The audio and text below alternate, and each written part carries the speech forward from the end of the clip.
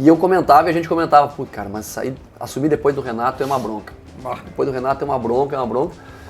Mas aí chega o convite do Grêmio, cara.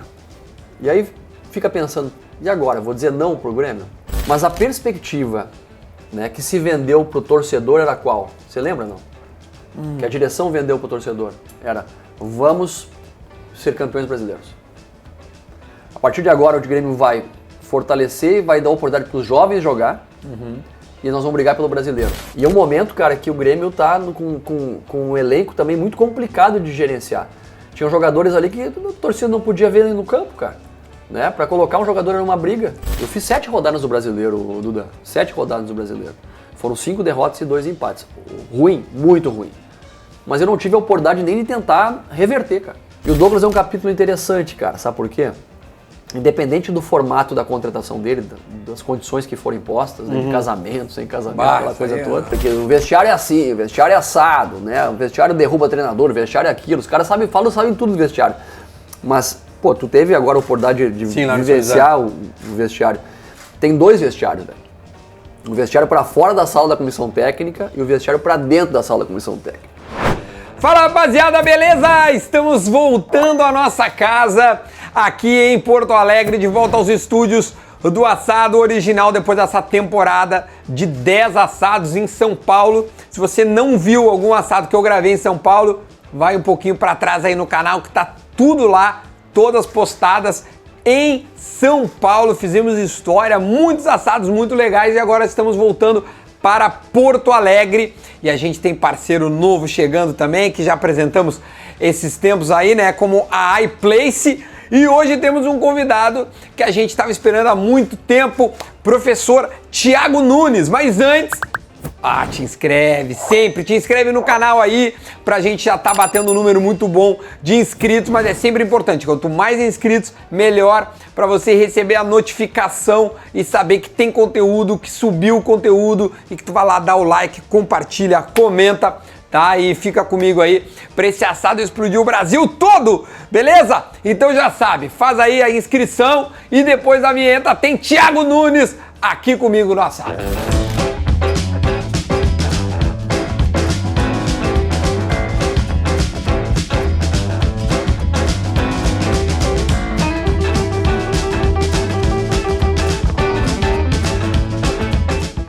Agora com essa vinheta maravilhosa feita, deixa eu dar as boas-vindas para Thiago Nunes, ele que treinou Atlético Paranaense, Ceará, Corinthians, Grêmio e tem uma história muito bonita no interior do estado do Rio Grande. Você que não sabe, vai saber hoje. Então, professor, como é que vai, senhor? Tudo bem? Bem, graças a Deus, Duda. Obrigado pelo convite. Pô, eu que agradeço e o Thiago sabe... Desde que saiu não, mas eu logo depois já fui atrás dele. Aliás, eu fui através da tua antiga assessoria e perguntei pros guris, vai, acho que dá. Não deu, agora deu. É que o Duda também tava economizando na passagem, né? É ruim de negócio, né? O cara tá ganhando dinheiro cheio de patrocinador aí, mas mandar uma passagem para acelerar o processo não. Pô, mas Fortaleza, Porto Alegre é caro, cara. É caro mesmo. Porra! É caro. Tia, tu tá morando em Fortaleza? Tô passando inverno por lá, né? Ah, malandro. Tá certo. O QG hoje é Curitiba. Ah, né? É Curitiba? Depois que a gente se estabeleceu em Curitiba a partir de 2017. Então, elegi morar em Curitiba a princípio. E aí lá é o QG. Mas tive essa passagem do Ceará, aquelas belezas cearenses, né? Aquelas praias maravilhosas. Então, resolvemos passar o inverno por lá, né? E depois de passar o inverno a gente regressa pro sul. Fez bem. E aí a ideia é vir pra Curitiba de novo, aí ficar lá? Sim. A família tá no interior, né? A família tá em Santa Maria, né? Inclusive a gente tá frequentemente visitando a turma lá, mas hoje Curitiba é uma capital que tem áreas, né, de cidade do interior, é uma capital que a gente se identifica muito. E mas também que no meio, né? Tipo, do sul pro sudeste. Facilita o movimento para qualquer lado. E a gente vira cidadão do mundo, né, Duda? A gente anda para todos os lados aí, cara. Então, o QG é lá, mas depende de onde o telefone tocar, a gente tá indo. É verdade, porque no momento tu tá sem clube, mas muito em breve, certamente, o telefone toca. Enquanto o telefone não toca, eu vou colocar uma carninha para nós, como um bom gaúcho. Deixa eu botar aqui, a gente tá de volta. A carninha do Bistec nos acompanhou em São Paulo. Tu come aspargos, alguma coisinha assim, um legumezinho? É um churrasco mais gourmet, né? Porque a gente gosta de abrir o apetite do pessoal, entendeu? Então não é aquele raiz, ué. Não é o pá, sabe? No Sabe chão. que eu até achava que esse churrasco era meio fake, assim, que o negócio era meio Professor, o senhor não... de novela, assim, né? Mas é verdade, existe, ó, galera, o churrasco é de verdade. Tu achou que era cenográfico? Pensei que... Será que ele é grande, né? O cara não vê espeto, não vê nada. Não, o Thiago é bem... Tu é de Santa Maria, né? Sou, nascido e criado em Santa Maria. Tiago, agora eu me lembrei, o Daronco uma vez veio aqui, que vocês se conheciam. O alemão tá de brincadeira, cara. Ó, cheguei a mexer na cadeira aqui. O alemão foi meu colega de faculdade. Né? Era verdade. O alemão, pô, a gente tem muitas histórias assim, porque a gente se conheceu na faculdade. Ele foi, na verdade, meu veterano, porque ele entrou um semestre antes de mim, né? E a gente era meio vizinho de bairro também, assim, né? Rico do bagaceiro, quando era novo, o alemão. Né? Depois tomou jeito na vida, virou essa personalidade aí maravilhosa. Que rica coincidência, né, meu?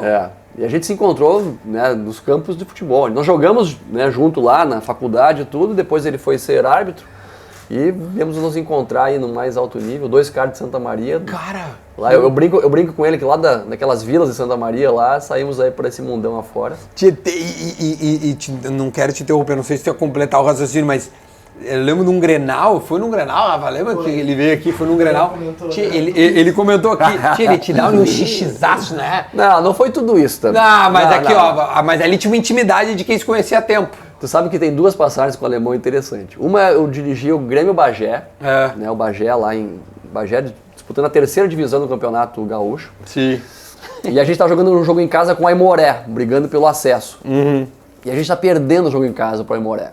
Né? E a Pedra Moura lotada, aquela pressão, aquela confusão, quem é de Bagé e já jogou lá sabe como é que é. E aí o alemão apitando, o alemão numa preguiça para apitar, caminhando no campo. Se a mínima vontade tá lá, já tava apitando brasileiro, essas coisas, sabe? E aí eu comecei a reclamar com ele porque a bola saía, os caras do Aimoré não queriam bater, e aí eu peguei a bola e fiz assim, né? Sim. Aí ele tava lá no meio do campo, apitou, e veio caminhando, cara. Mas caminhando assim devagar, imagina devagar. Cara, aquela barra, tia. Aí ele falou pra mim assim, só o tempo que eu vim até aqui, a bola já tava em jogo. Tá vendo? Não adianta tu reclamar com o Bico. Ele é bom. Não, ele é bom, ele é malandro, né? Ele é malandro. Dá um monte de letra pros caras, né, cara? E a outra? Mas do Grenal eu falei que a arbitragem dele foi horrorosa. A arbitragem hoje tá horrorosa, tá péssima. E ele falou, como tu fala isso na minha arbitragem? Eu sou um dos melhores do Brasil. Eu falei, tá horroroso. Então toma pra ti, dá uma cartão. É porque depois tem umas fotos de vocês dois juntos, e aí tipo assim, pô, os caras são amigos, os caras se conhecem, qual era, eu lembro que acho que era essa a pergunta pro Daronco, qual era a relação que ele tinha? Ele, eu conheço o Thiago Santa Maria faz tempo. É que assim, cara, é um negócio que fica, pra ele fica mais difícil de falar sobre, porque ele é árbitro, tem que manter uma imparcialidade total, né, nesse sentido. Mas a gente tem uma relação, quando trabalhando, muito profissional. Né, muito sim, profissional, deu pra ver agora, né? E não tem frescura, sabe? E é bom, sabe, o alemão, que hoje é fortão, grandão, né, que é o jeito dele, que intimida os caras, sabe? Na época de faculdade era o meu shape, assim, magrinho, velho. Magrinho. Ele disse que é só batata doce e musculação. Ele diz assim, olha, mano, tamo de olho. Fandangos, uma vez, o que tu come? Fandangos é Coca-Cola. Ele tá com o sotaquezão mais forte que o teu, mais carregado de Santa Maria. Bom, ele tá em Santa Maria ainda. Professor, antes da gente falar, porque, tchê, tem muito assunto bom, hein? O que tu mais te orgulha até agora na tua carreira, assim, Cara, a gente no futebol acaba, às vezes, não olhando pra trás, sabe? A gente vive muito momento e esquece de valorizar e desfrutar do futebol. Eu, durante muito tempo, fui um sobrevivente, né? Alguém que sobreviveu do futebol, com salários, né? Tu conhece a realidade do interior do Rio Grande do Sul aí um pouco. Né? Inclusive, tô vendo aqui os pôsteres aqui na casa do Duda aqui. Pô, eu pensei que ele não tinha jogado, o cara foi tricampeão da Liga do Parcão. Obrigado, professor. É importante o senhor fazer essa menção aí. Essa menção aí, isso aí, relevante, né? Na real, é tetra, a foto do tetra... A foto do Tetra não tinha a máquina, sabe, pixelou e não deu pra pendurar. Mas tá aí. Não, eu me virava, professor. Não, tem foto. O importante é que tem foto, tem medalha, tá valendo. E eu passei pelo Igrejinha no ano passado como auxiliar técnico, fiz uma série que está no meu canal, se tu quiser dar uma olhada, então eu sei exatamente o que é a realidade e a dificuldade dessas séries aí, porque o Igrejinha tava na 2ª divisão do Campeonato Gaúcho. Tu passou por tudo lá, eu passei pela 3ª divisão, pela 2ª divisão, pela 1ª, por categorias de base. Então eu vivi toda a realidade do interior e as dificuldades, né? Isso me ajudou a me formar como profissional, né, como pessoa, porque a gente acaba aprendendo a ferro e fogo a valorizar as pequenas vitórias, as pequenas conquistas. E é muito difícil um profissional do interior do Rio Grande do Sul, que não tem uma história como atleta, sabe, sair e conseguir, né, ter resultados expressivos como eu tive a felicidade de ter. Então o que eu mais me orgulho hoje é isso, né, profissionalmente, né, e a partir daí a gente constrói a família, tem todos, né, o ambiente familiar que também é o maior patrimônio que a gente pode ter, mas profissionalmente é olhar para trás e ver quanto a gente já percorreu, porque hoje a gente é muito massacrado, né, você é péssimo quando perde um jogo, você é horroroso, você é culpado, né, você é mágico quando ganha, então esses 8 e 80 aí é coisa que eu já deixei para trás, assim, e tento valorizar muito mais essas experiências, né, de conviver com muita gente boa. Cara, eu vivi muitas experiências de conviver com muitos atletas, cara, top, assim, caras de personalidade, caras de boa qualidade, caras que deram certo, caras que não deram certo, muitas histórias de vida que a gente acaba abraçando junto, né? Quando você treina um time de futebol que tem mais de 30 caras, você não abraça só atletas, você abraça a história dos caras. Então tem uma história por trás de todo mundo que está envolvido ali e o treinador acaba sendo um cara que centraliza muito dessas ações e por isso que eu tenho muita responsabilidade nas decisões que tomo. Porque botar o Duda para jogar como titular ou reserva, eu tô mexendo com a vida dele. Eu tô mexendo com o futuro dele. Porque o cara que tá no banco, porra, eu tenho que ter um sentido claro para isso. Porque ele tá perdendo a oportunidade de jogar, ele não tá mostrando o seu trabalho, ele não tá jogando, ele não tá, daqui a pouco, renovando um contrato por causa desse fato de estar no banco. Então, tem muito peso isso, né, nas minhas escolhas e eu trato isso com muita responsabilidade. Eu lembro que o primeiro trabalho que chamou a atenção do Thiago foi no Veranópolis, né? Não foi, assim, para nós, sim. né, gaúchos. Depois vem o Atlético Paranaense. Como é que é o salto do Veranópolis para o Atlético Paranaense? O que tem no meio disso e como é que tu chegou no Atlético lá? Cara, na verdade, em 2016 eu ia largar o futebol. Não Olha como é que são as coisas. Em 2016 eu tinha feito a Série D pelo São Paulo de Rio Grande. Uhum. E a gente tinha ido, não tinha ido bem porque a gente não classificou na primeira fase do São Paulo de Rio Grande. Uhum. Porque a ideia era renovar para 2017, fazer o gauchão lá. Uhum. E eu fui demitido. E aí eu cheguei no final do ano e falei para minha esposa, parei, não vou mais trabalhar, vou fazer um mestrado, vou estudar, fazer outra coisa aí para dar sequência na minha vida, porque eu tô aí desde 2000 rodando no futebol do interior, dando aí murro em ponta de faca e não consigo dar aquele salto, né? Uhum. E a minha esposa, muito parceira, sempre falou, não, acredita no teu sonho, vai. Enfim, aí, final do ano, telefone desligado, cara, nem bola pro telefone. Ademir do Veranópolis me liga, perguntando se eu queria ir pro Veranópolis. Ele conhecia meu trabalho porque acompanhou durante quase 3 anos a minha passagem pelas categorias de base do Juventude. E queria apostar num nome novo, cara, e aí veio a oportunidade de ir pro Veranópolis. E sem Clube organizado, né? Arrumadinho. É. Uma pena estar na segunda porque é arrumadinho o Veranópolis, tem a gratidão e o carinho lá pelo Veranópolis é enorme. E a gente fez um gauchão bom, a gente terminou ali em quinto colocado, acho que foi a nossa colocação final. E aí veio o convite do Grêmio Sub-20, para assumir a categoria de base do Grêmio. Eu já tinha trabalhado na base do Grêmio em 2013, no Sub-15 naquela época.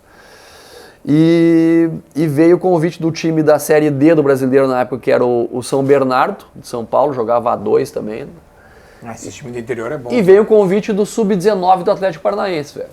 E aí eu fiquei um pouco na dúvida e fui conhecer. Os caras me convidaram para ir conhecer lá o Atlético, a estrutura. Quem me convidou foi o Paulo Autuori, né, junto com o William Thomas, que hoje os dois inclusive estão aqui no Internacional. Isso, e eu fui lá, conheci o Atlético, quando eu entrei no CT, falei, não, é aqui, né, cara?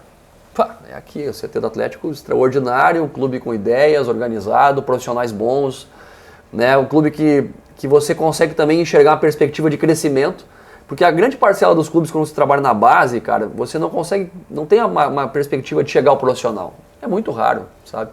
Eu não lembro, por exemplo, no Grêmio, no Inter, um cara que tenha saído do Sub-20, assumido profissional e se mantido efetivo. Não. Né? Sabe? Foi interino durante um tempo. O Roger fez esse caminho, mas como auxiliar permanente do Grêmio. Não, depois ele saiu, né? Depois ele saiu, vai pra Juventude, roda, e é o Roger, que tem uma história no clube. O Thiago Nunes recentemente... O Thiago Nunes é o senhor, né? O Thiago Gomes... É pelo senhor. Mas enfim, questão de São respeito. Brancos. O Thiago Gomes também teve em categoria de base, fez 2, meia dúzia de jogo, mas aí saiu até, né? Então, e aí... É raríssimo mesmo. Quando eu vou pro Atlético, cara, eu pensei muito nisso, assim, a oportunidade de crescimento. E fui totalmente... Mas não prometeram pra ti isso. Nada, não. Fui totalmente desprendido disso também. Eu queria ter um pouco de estabilidade, velho. Sim, viver um contratinho um pouquinho maior pra poder viver. Porque a gente no interior, a gente sobrevive, a cada 5 meses tem que procurar um novo emprego, porque terminou o calendário. Né? Então você tá sempre com essa troca de clube, e a família sofre muito, né? Eu já tinha minha filha, a Luísa, que tinha nascido em 2015, então ela tava com 2 anos e eu nesse pula-pula aí, né, sem conviver com a família direito. Deve ser difícil. E aí fui pro Atlético, né, e aí as coisas andaram lá da maneira que, né, nem nos melhores filmes aí americanos a gente poderia... Mas aquele teu time era um cano. Prever. Cara, no início ninguém sabia que era um cano, né? Não, mas desculpa, antes do cano do filme, tu é campeão paranaense, porque o Atlético não joga, né? Por uma, não sei o que é, uma birra, o que é lá. Não, é perspectiva de formação, cara. Né, eu fui pro Sub-19 e no final do ano os caras chegaram pra mim e falaram, ó, Thiago, a gente vai jogar o Campeonato Paranaense com o time B, o time de aspirantes, que era a nomenclatura, e tu vai ser o treinador. Eu falei, top, então, tô aí pra o que deve é. E aí a gente, pela primeira vez, consegue ser campeão, né, daquele campeonato, porque nos anos anteriores o Atlético entrava com o time B, mas no meio do caminho sempre dava problema, o time estava brigando para não cair ou não ia classificar, os caras metiam o time principal para melhorar o time. E aí foi a primeira vez que a gente iniciou e terminou com o time, né, de aspirantes. E esse time tinha Bruno Guimarães. Esse time era um baita time, cara, sabe? Só que ninguém sabia que esses moleques eram o que eram, né? Tá, mas tu sabia que eles tinham qualidade? Não, a gente sabia que era bom, mas não sabia que ia chegar nesse nível. Né, dois que aspiram Copa do Mundo. O time era um baita time. Nós tínhamos o Caio, goleiro, que é o menino que depois saiu para rodar, o Diego, que tinha jogado no Botafogo. A nossa dupla de zaga era o Zé Ivaldo, que está no Cruzeiro hoje, né, depois jogando no profissional, e o Léo Pereira, o Renan Lodge. Porra, olha aí. Nós tínhamos o David, que era um volante já experiente, que é um cara que dava maturidade pro time. Tá, esse David... O David que jogou no próprio Atlético, né? Aí tínhamos o Bruno Guimarães, o João Pedro, um outro meia esquerda, né, que rodou bem também em Paraná e em outros lugares, o Matheus Anjos, o Ederson, um atacante, que também dava experiência para o nosso time. Aquele, que era do Atlético. Isso. E o Marcinho, que hoje está jogando no... Onde é que tá o Marcinho, cara? Eu vi o Marcinho entrando num jogo agora, esses dias aí. Que jogou no São Paulo, enfim. Então nosso time era um baita time, a gente fez uma baita campanha, né, perdeu só um jogo, o primeiro jogo da final pro Coxa, e depois virou, sabe? E aí criou uma relação com a torcida top, assim. Né, top porque era a primeira vez que esse time ganhava, a gente foi campeão, primeiro título da história da Baixada. Né, a Baixada nunca tinha comemorado um título, né, da Baixada Nova, né? Sim, a reformada. Né, a reformada. Então criou todo um negócio legal assim e depois na sequência a equipe principal começou a ir mal, né, velho? Os caras começaram a ir mal, os caras emendaram aí 14 jogos sem vencer, algo do tipo. Porra. E aí teve uma parada para a Copa do Mundo e aí os caras demitiram o Fernando Diniz. A gente reformulou um pouco o elenco. Mas o Diniz começa bem no Atlético. Inicia bem. Ele inicia bem. Teve uma vitória sobre a Chapecoense 5-0, meteu 3 no News, sabe? Fez uns jogaços assim. Ganhou do São Paulo no jogo da ida da Copa do Brasil, classificou em cima do São Paulo. Mas depois os resultados acabaram não vindo e aí, cara, todos os clubes têm isso. É mentira achar que, porque o Atlético tem um projeto e coisa. O Atlético é um dos times que mais troca de treinador do Brasil, sabe? Acabou demitindo o Fernando. E aí eu era a bola da vez, cara. Era a bola da vez. Mas legal que eles olharam pra dentro, não foram pra fora. Olharam com aquele olhar de, a torcida tá pedindo esse cara e vamos colocar, né? Entendi. Tu sente que não era... Não, eu tinha muita moral no clube pela conquista do Paranaense, velho, sabe? Mas o que tu tava fazendo enquanto o Diniz tava lá? A gente tava jogando o Brasileiro Sub-23. E tava indo bem? Não, tava indo bem. A gente tinha acabado de jogar um jogo contra a Avaí na ressacada, ganhamos 3-2. E aí no dia seguinte, né, foi anunciada a saída do Fernando e a gente tá treinando lá no campo 2 lá. E aí vem o supervisor, e aí tá eu, o Evandro, meu auxiliar, e eu falei, olha, lá vem ele. Já tinha... Nós vamos subir, pode... Já tava lendo o ambiente, né? E aí o Evandro falou pra mim assim, velho, mas tu não acha que é uma fria? O Atlético era o 19º colocado. Não acha uma fria, porque será que é um momento? Eu falei, velho, pior que tá, não fica. Que nem o Tiririca, pior que tá, não fica. Vamos abraçar essa bronca aí, vambora, né, cara? E aí, dali pra diante, cara... E o que tu fez pra esse time? Tu botou esses moleques que tu tinha confiança neles pra jogar? Cara, a gente mudou muito o time também, né? Chegaram jogadores que não estavam jogando antes, né? Então, da escalação do Fernando, cara, entrou o Léo Pereira, que não jogava, né? O Léo Pereira não utilizava ele. O Renan não era titular, jogava o Thiago Carleto, lateral esquerdo. Sim, claro. Quem mais que entrou? O Bruno Guimarães não era titular, meu. Titular era Lúcio e a gente trouxe o Wellington do Vasco. O Wellington não estava bem no Vasco lá e a gente acabou trazendo ele. Então não tinha... Porque com o Fernando não utiliza primeiros volantes, por exemplo. Não utilizava naquele momento, sabe? Hoje até está usando. Então aquele cara mais clássico, o pegador, não utilizava muito. E no meu modelo de jogo tinha que ter um primeiro volante. Que era o Wellington, no caso. Então não tinha mais primeiro volante no clube naquele momento para jogar. A gente trouxe o Wellington. E aí jogou o Wellington. O Bruno veio do Audax. O Bruno estava no ano anterior já, emprestado do Audax. E o Bruno só ficou no Atlético, velho. Olha como é que é o futebol, né? O Bruno só ficou no Atlético porque teve o time B. Porque se não tivesse time B, ele tinha sido devolvido para o Audax. Entendeu? Então, porque ele não ia... Naquele momento tinha-se dúvida se ele era um jogador para estar no primeiro time do Atlético. Que loucura que o futebol é. E aí ele destruiu com o Paranaense, né? E aí subiu, a gente colocou ele para jogar também. O Fernando já estava colocando ele para jogar também. Então o tripé de meio ficou o Wellington, Rafael Veiga e Bruno Guimarães. E Lúcio Gonzalez primeiro. Tá. O Bruno era um terceiro cara que entrava sempre aqui. O Veiga era um cara que tinha uma desconfiança geral da torcida, porque ele era do Coxa, né? Sabe? Estava emprestado pelo Palmeiras, não estava firmado. E aí chegou o Cirino vindo de fora, estava no mundo árabe. Sim, saído do Inter. O Pablo começou a jogar de 9 comigo, né? Tava jogando mais de lado. E aí, meu velho, e aí a gente tem um Nicão, né? E chega um tal de Rony, cara. E aí que eu... Cara, um baixinho chegou lá, um cara. Da Coreia, não? Veio do Japão. Brigaram no Japão, né? Tinha um rolo lá que ninguém queria contratar ele. E aí nós olhávamos para aquele baixinho e falamos assim, índiozinho não vai jogar. Né? As primeiras avaliações físicas dele lá ruins, cara. E nossa, desconfiado com aquele índiozinho. Cara, esse baixinho começou a jogar pra cacete e naquele ano de 2018 ele virou o 12º jogador, ele e o Bruno. Né? Então botava o Rony no segundo tempo naquela fumaça, né, velho? O que era esse time, velho? Não, depois, sim, hoje a gente tem noção... Não, mérito meu não. Hoje a gente tem noção que os caras eram muito bons. Nossa, velho. Mas na época não tinha noção, cara. Tinha o que faz o Rony, cara. Joga demais. Nossa, velho. Tá, mas ele... E mérito do Abel também, né? Porque o Abel começou a botar ele de 9 Sim, agora. botou ele de 9, botou ele de referência. Com a gente ele jogava de lado, de ponta, né? De extrema. Mas o meu também... Cara, mas meu... É mérito do Abel, mas, meu, ter convicção com o cara aí... segura ele aí, meu. Vamos ver se ele pegar um corpo, ele vai... Isso é difícil também, tem umas coisas que são legais assim, né, Duda? Porque 18, quando a gente assume o time, velho, não era pra brigar pra ser campeão por nada. Era só pra não cair no Brasileiro. A gente tava em 19º no Brasileiro e a missão era não cair.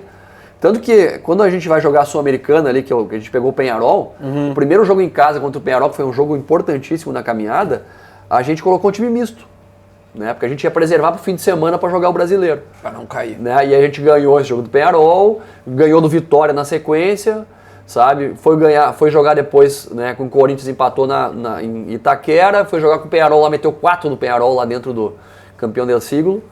E aí o negócio andou de uma maneira que a gente nem imaginava, cara. Depois que a gente saiu da zona, né, de perigo pro rebaixamento do Brasileiro, e a gente olhou, parei um pouquinho, a gente tá nas quartas da Sul-Americana, velho. Vamos focar nisso aqui, cara. Dá pra chegar, né? E aí o time incorporou, deu liga, meu, e aí foi até onde foi, né? 2018 foi mágico, assim, foi extraordinário. E pro Atlético isso é o primeiro título internacional do clube, né? Primeiro título. Porque tem aquele brasileiro lá, né, de 2001, tô certo, né? Que era irado também de ver, era o Alex Mineiro, time, velho. Jadson, os três zagueiros, Dagoberto, Kleberson. Não, da Borda depois. Era o Kleberson, o Kleber, o centroavante. Kleber Pereira. Kleber Pereira, o Alex Mineiro que veio pro Fabiano, lateral esquerdo. Era bom, velho. Era um baita time. Tinha Cocito. O Cocito, acho que o Kleber saiu no mais de meia. Mas aí tinha os três zagueiros, né? Que era o Gustavo, o Gustavo Camelo, Porra, velho, que jogou no São Paulo, do zagueiro, esqueci o nome agora. Sim, André Dias, não. Não, esquece. Depois eu vou lembrar. Experimenta um pouquinho aqui, por gentileza, professor. Não, é de verdade, viu? E os caras falam, o ponto, eu acho que eu me passei um pouco. Eu acho que eu perdi o ponto. Não, tu fez ponto mais. Pra mim isso tá ao ponto, tá? Embora aqui esteja mão passada. Tá muito bom, professor, pelo amor de Deus. Né? Fala aí. Que isso? Não. Champions League. E aqui o mais legal é que eu forço o cara a me elogiar. Fala aí que não tá bom. Não, o cara vai ficar louco. Aí, ó, um asparguinho pra ir. O ruim de nós ficar gravando é que daí a gente tem que falar, senão a gente só comia, né? Tu sabe que é diferente tu ficar olhando pro aspargo e pensando o que tu vai falar.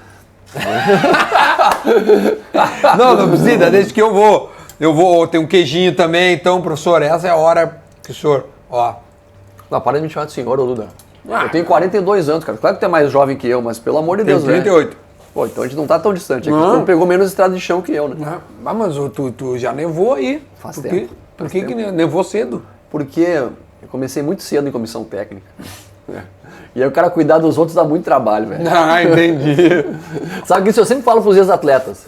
Os caras que, e principalmente os comentaristas que ficam sentados lá, hoje No comentando. ar-condicionado, bem tranquilo. Os ex-atletas. Ah, tá. Eles falam Pedrinho, os guribons. Ah, porque o vestiário é assim, o vestiário é assado, né? O vestiário derruba treinador, o vestiário é aquilo. Os caras sabem tudo do vestiário.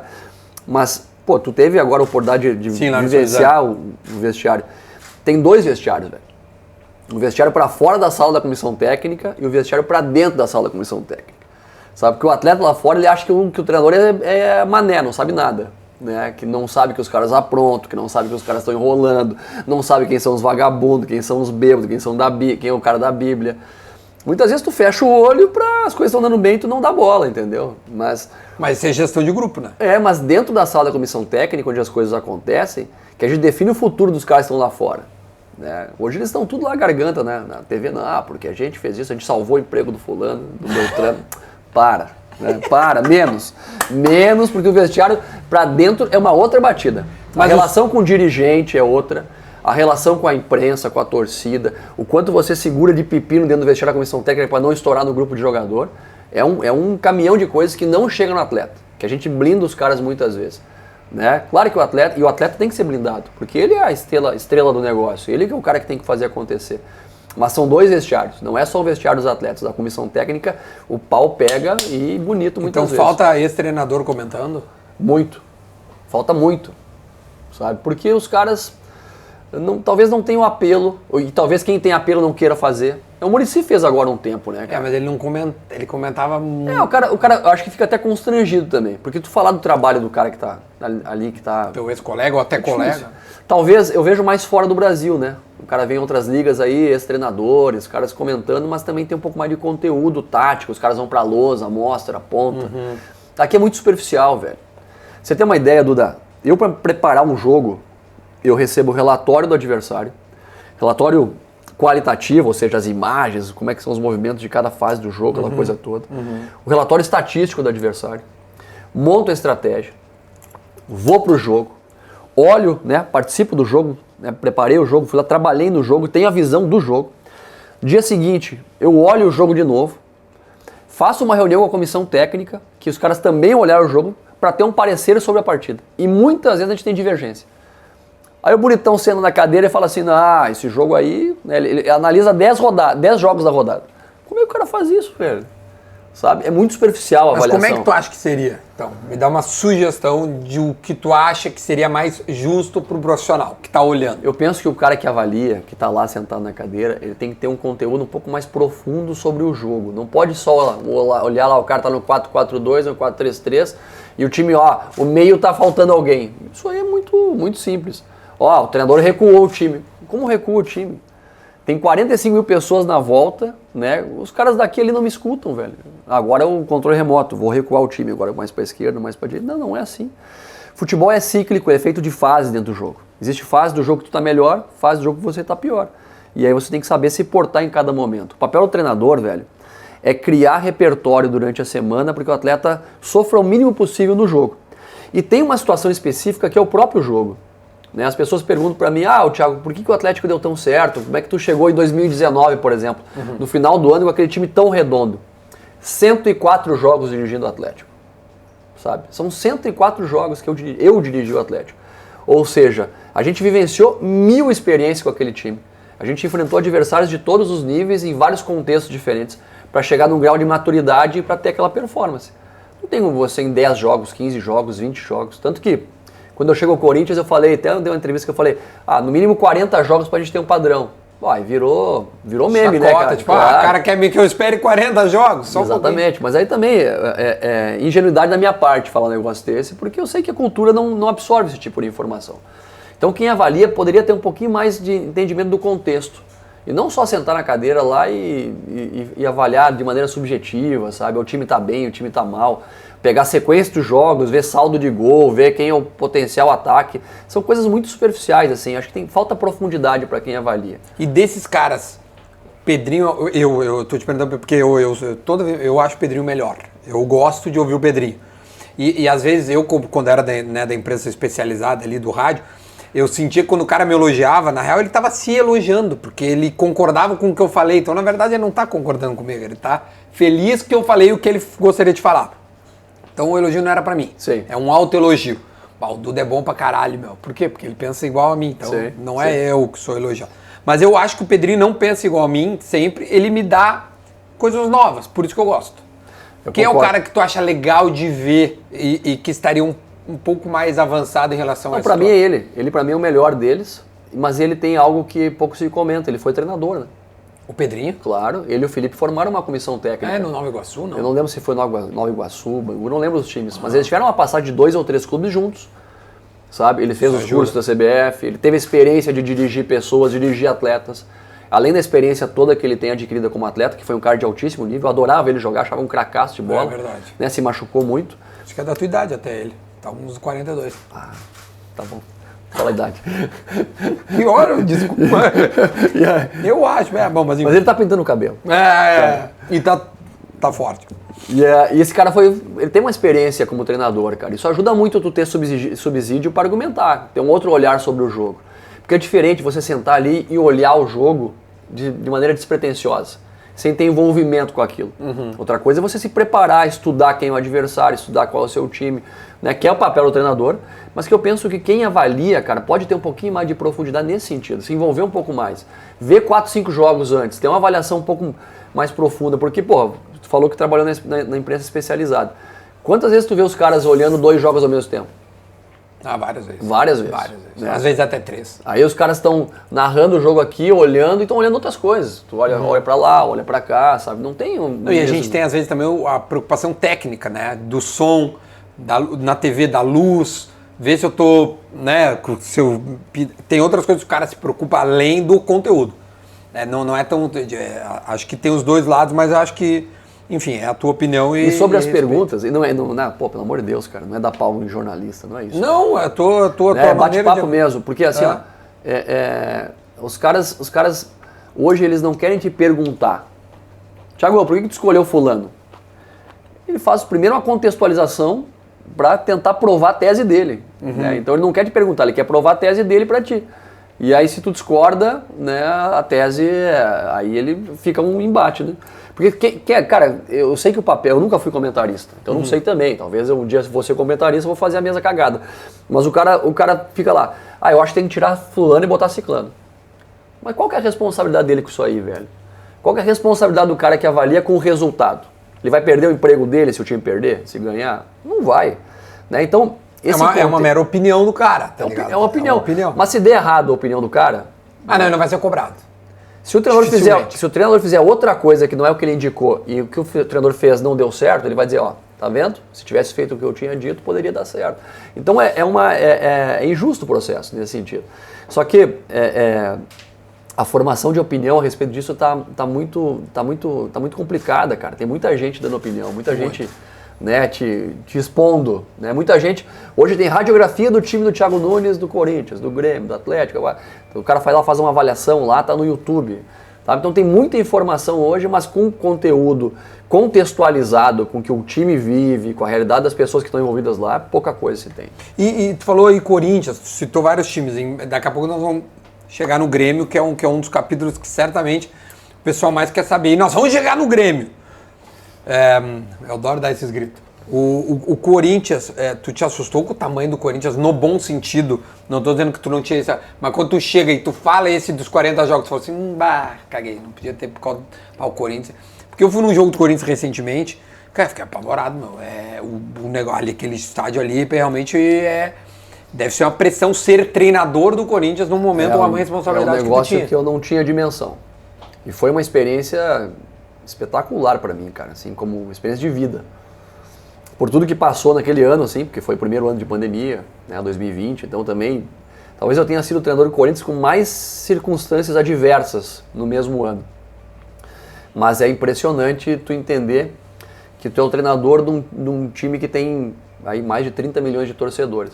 Eu morava na Zona Leste, lá em São Paulo, morava num andar bem alto. Tatuapé? Eu morava ali na Anália Franco, Tatuapé. E ficava olhando, cara, pra fora e pensando, cara, São Paulo é gigante, velho. E eu sou treinador do Corinthians, um dos maiores clubes do mundo. Né?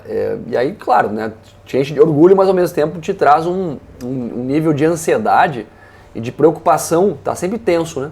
Sempre tenso para tomar decisões, sempre, né, pensando como é que tu vai gerenciar todo aquele processo. E quando eu fui contratado com a missão clara de gerenciar os processos internos do clube. Tanto da categoria profissional, como da interação e da relação com a categoria sub-23. Um trabalho tranquilo. Cara, então eu meti a mão em muita coisa. E o primeiro aprendizado que eu tirei disso tudo foi: é impossível fazer uma gestão centralizadora num clube desse tamanho. Porque são muitas pessoas. O clube, ele depende naturalmente, como todos os outros, de resultado, mas lá mais ainda. Então aquela ideia de que, vou para lá para fazer uma mudança de perspectiva de característica de jogo, vamos deixar o Corinthians mais ofensivo, tudo que me solicitaram que eu fizesse, porque era a ideia que nós tínhamos, que eu tinha apresentado no Atlético em 2 anos, na prática não deu certo, porque é um contexto totalmente diferente, cara, que não tem tempo para te fazer isso. E aí somado, né, uma pandemia, que a gente treinou 2 meses e meio, parou 100 dias e depois mais 2 meses e meio. Essa foi a minha trajetória no Corinthians. Uma pandemia. Aí através da pandemia, problemas internos de salário atrasado, 4 meses de salário atrasado. Ano eleitoral. Ano eleitoral no Corinthians, cara, para presidente é que nem presidente da República, sabe? É um negócio que não tem como dimensionar, assim. É guerra fria no bastidor, é imprensa para lá e para cá. Então, como experiência pessoal, foi único, extraordinário e que me deixou muito mais esperto, safo para outras 1000 coisas. E tu foi vice, não? Campeão? A gente foi vice-campeão paulista. Paulista, né? Foi a última final que o Corinthians disputou. Perdemos os pênaltis pro Palmeiras. Isso. Né? Eu brinquei com o Luxemburgo na final. Porque chegamos para iniciar o segundo jogo da final e eu falei para ele assim... É o que tem um pênalti no jogo, que o Jô... Isso, no último lance. Eu cheguei pro Vanderlei e falei assim: Vanderlei, vamos fazer só 3 substituições hoje. Porque eu olhava pro banco dele, velho, o banco dele tava Rafael Veiga, Rony, Scarpa, Lucas Lima, Bruno Henrique, que é o volante que foi pra fora, Wesley tava jogando, né? O Veron, eu olhava pro banco do cara e olhava pro meu e falei, vai ser duro. Né? E aí, no segundo, os caras que bateram o pênalti são todos os caras que entraram. Bateu o pênalti no Palmeiras. O Veiga, o Scarpa, o Lucas Lima, o Bruno Henrique, sabe? Os caras tudo entraram e... Não, e vocês, acho que tu foi com uma missão também, que aqui eu, quieto na minha casa, no meu sofá, vendo, eu disse, tu tinha que... eu tô falando isso, que a tua missão era dispensar o Ralf, ou dar um destino bacana para um cara que é ídolo no Corinthians. Se eu não me engano, o Jadson também estava nessa situação. E aí disseram assim, cara, faz essa aí para nós e tal. E são 2 ídolos bizarros, né? Os 2. Tô certo? Essa era a visão, eu tô aqui no meu sofá e não, aí... Foi algo combinado com a direção, né? E aí não é só a direção que pediu isso, foi de ambas as partes também. Porque como a ideia era fazer uma mudança significativa na ideia de jogo, fazer uma mudança drástica na característica que o Corinthians apresentava como tipo de jogo. Que era com o Carille, né? Que era uma correta. Não só o Carille, era só todo... também. E é uma ideia vencedora. Sim, claro. Ganhou vários brasileiros. Mas era uma coisa muito reativa e não propositiva, dá pra dizer assim. E a ideia que acontece? Caras com mais de 35 anos, velho, sabe? Não era ideia permanecer com muitos jogadores acima de 35. E jogadores com características específicas, né? Então nessa lista entrou sim o Ralf e o Jadson, acabaram sendo dispensados. Negociado. A questão toda é a forma que acontece. Porque no dia 22 de novembro de 2019, eu assumi 2020, 19 a gente fez uma reunião e se definiu que o Ralf não ia ficar para o ano seguinte. Então, o Corinthians teve 30 dias para fazer a gestão desse processo. Né? E se eu soubesse que ia ter o desdobramento que teve com o Ralf, daria um passo atrás tranquilamente. Né? Porque isso trouxe, já iniciamos o ano muito pressionados em função disso. E nesses 30 dias se conversou com o agente do jogador e não se conversou com o jogador. E não é um papel meu, né? Ligar pro jogador e dizer que ele não ia ficar, nem tinha contato com ele, nunca tinha trabalhado com ele nem nada. Não, se é do clube, o clube que gere. E aí então o que acontece? Na véspera da apresentação 2020, né? O que acontece é que o jogador manda uma mensagem pro Wilson, agora nosso coordenador técnico, o Wilson, o zagueiro que jogou aqui no Grêmio também, o Wilson, perguntando que horas que era a apresentação. Ó, aí tocou o alarme, né, cara? Ó, imagina a confusão, velho. Não chegou... Porque ele se apresenta, né? Não chegou a se apresentar porque nesse momento ele foi informado que ele não ficaria. Então quando ele fala que ele foi avisado no dia antes, faz sentido. É verdade, foi. Ou o empresário não avisou ele, sabe? O empresário pode ter lavado as mãos pro clube. Entendeu? O clube não falou com ele, o cara ficou. E realmente, então nesse processo, está certo quem fala que a maneira que foi conduzido foi de maneira equivocada. Mas aí acaba vindo pra conta do treinador, cara. Mas eu olhando parece que estourou em ti. Porque na primeira coletiva eu também tomei frente disso. E esse, como eu falei antes, é um erro crasso nesse sentido, de fazer a gestão de um clube desse tamanho. É assumir a bronca, sozinho. A gente quer fazer a mudança, eu vim pra isso, tô aqui, dei a cara a tapa, sempre foi assim, né? Sem entender o tamanho do negócio todo que eu tava envolvido naquele momento. Isso é uma coisa que tu muda, tu te arrepender, acho que é muito forte, mas que tu aprendeu. Aprendi, com certeza. Mas com certeza. Cara, imagina a minha trajetória, Duda.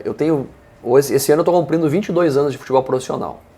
Dos 22 anos, 17 anos foram em clubes de categoria de base, primeira estadual, segunda estadual e terceira estadual. Sabe? Esse Brasilzão afora aqui. E aí, a partir de 18, cara, com 38 anos, eu tenho a oportunidade do Atlético Paranaense e o meu segundo clube depois do Atlético é o Corinthians. Né? Então é um salto de realidade muito diferente.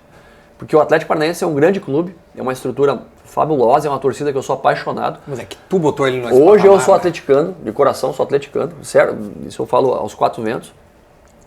Mas sair do Atlético pro Corinthians, pro eixo Rio-São Paulo, é muito massacrante, cara. É algo que eu não tinha vivenciado como experiência ainda. E que se eu fosse viver hoje, com certeza teria outras atitudes, né? Não, e por exemplo, tu entra no Atlético, o Atlético não é nem campeão da Copa do Brasil, nem da Sul-Americana. Tu que é campeão dos dois. Eu tive a oportunidade de ser campeão dos dois. Paranaense, a gente foi campeão paranaense, depois a gente perdeu a Recopa Sul-Americana pro River. Paranaense, a Sul-Americana, perdemos a Recopa pro River. Isso. Ganhamos a Copa lá do Japão, lá, que era a antiga Suruga Bank, que virou Levian Cup. E ganhamos a Copa do Brasil. Copa do Brasil em cima do Inter até. Desse... Bom, aqui eu trouxe o Sobis uma vez, e aí o Sobis explicou por A mais B aquele lance icônico do gol do Rony, na verdade, mas é o Cirino que faz a jogada e tudo mais. Tudo combinado. Vem cá. Treinando, jogada treinada, pô. Treinamos uma janelinha de costas. Não, se tu pegar um pouquinho antes ali, eu faço pra ele, leva pro fundo. Dá uma caneta, o Edenilson e o Sobe saem da jogada e tu continua. Não pode ser verdade. Marcelo Cirino na velocidade, Edenilson marcando, Lúcio Gonzalez faz a infiltração, Cirino parece estar mais preocupado, claro, agora em proteger a bola. Que lance do Cirino! Espetacular o Cirino! Lúcio Gonzalez pedindo mais um drible, rolou pro Rony! Gol! Mas esse pro gremista, né, e foi muito bom porque o Grêmio tinha ganho, né, os dois títulos ali, e aí o Inter já ia na sequência ganhar de novo e acabou não dando. Dos dois títulos pro atleticano, o ter ganho um título nacional, qual é o mais, assim, na balança? Porque o Atlético... Eu penso que a Copa do Brasil foi mais festejada, né, do que a Sul-Americana. Foi um momento extraordinário na Sul-Americana, né, porque foi libertador, assim, que o Atlético já tinha chegado na final da Libertadores, isso, né, 2005. Aqui no onde teve todo aquele rolo, né, da troca de estádio. Isso. Inclusive esse foi um dos pontos da nossa palestra final, na final aqui, de voltar ao Beira-Rio. Nós queremos todo um cenário, legal, boa, né, de redenção, né. Eu estava no estádio nesse jogo, na torcida do Atlético. E foi extraordinário, né, a Sul-Americana, mas a Copa do Brasil tem um gosto diferente pelos times que a gente eliminou na caminhada. Sabe, a gente elimina o Fortaleza, que era o time da moda lá, né, que até eu falei isso lá no Ceará, os caras ficaram bravos comigo. Né, era o Rogério treinador, um time difícil de fazer gol, cara, a gente empatou lá no Fortaleza e ganhou em casa, ganhou no final o gol do Marco Rubi.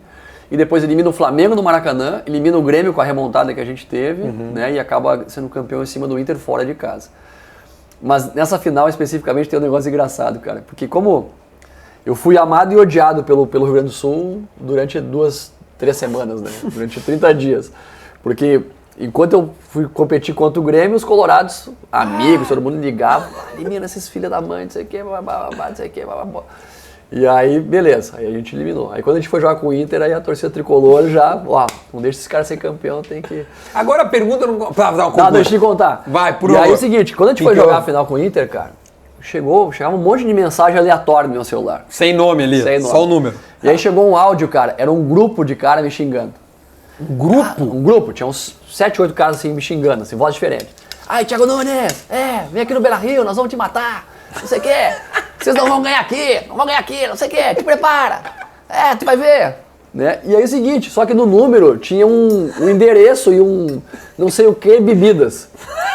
Aí o cara, eu falei, vou ver, pesquisei no Google. Né?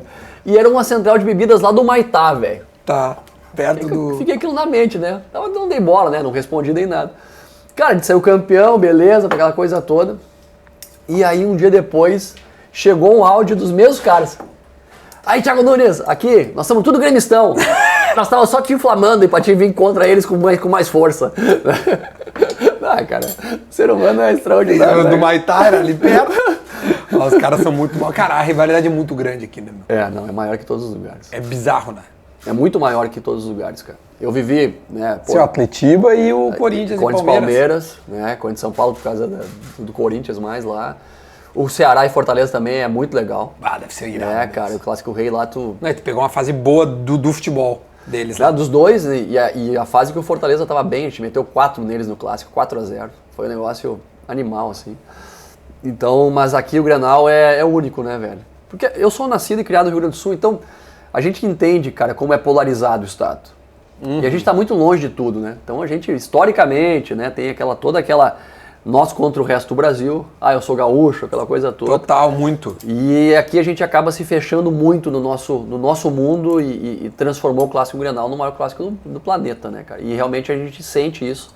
Eu disputei Grenal de base, né? Fui campeão gaúcho de base, e depois ser campeão gaúcho, né, disputando pelo profissional, pelo Grêmio, foi também muito legal. Pergunta que não quer calar. Foi mão do Wellington Martins contra o Hugo na semifinal da Copa do Brasil? Wellington Martins. Do Wellington? É Wellington, não é Martins.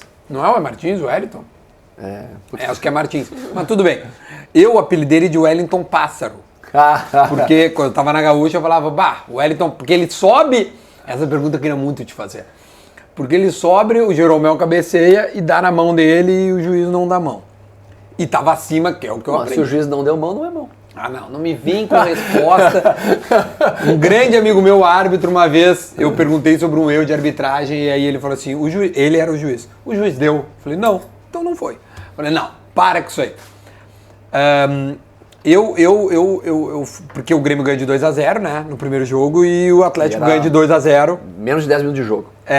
E aí aquele pênalti mudaria, na minha opinião, a história do jogo, porque, tu tá na casa do adversário, tu faz 1-0, os dois times muito bons, e o Grêmio tinha, todo respeito, triturado o Atlético aqui, perdeu o gol a dar com pau, e o Atlético lá fez a mesma coisa, triturou o Grêmio. Tanto que vai pros pênaltis e o Atlético... Agora, a pergunta que não quer calar é essa. Foi mão do Wellington? Primeiro que no jogo da ida aqui, eu comecei a comemorar e ver um fio de esperança na nossa classificação quando o Cebolinha tomou o 3º amarelo. Né? Na minha frente, e eu vi a reação do Renato. Ele toma amarelo, uma falta no ataque. Eu falei, opa, ele já não vem com um principal jogador naquele momento, que era o Cebolinha. Da mão, velho, assim, hoje seria. Naquele momento, né, e pela regra é mão, tá? Sendo bem franco, mas naquele momento o VAR, cara, tinha muita dúvida ainda. E se tu pegar o lance e parar na hora do cabeceio... Eu já fiz isso 2 vezes. O Wellington tá tentando cabecear a bola junto. Ele tá no momento de cabeceio com o Jeromel, só que o Jeromel é mais alto que ele. E ele faz isso aqui, cara. E realmente a bola bate no braço dele, tá alto, hoje seria pênalti. Mas naquele momento tinha muita dúvida ainda, velho. Muita dúvida. Então, na minha ótica, o juiz acertou, sem dúvida alguma. Você saiu bem. Você saiu bem.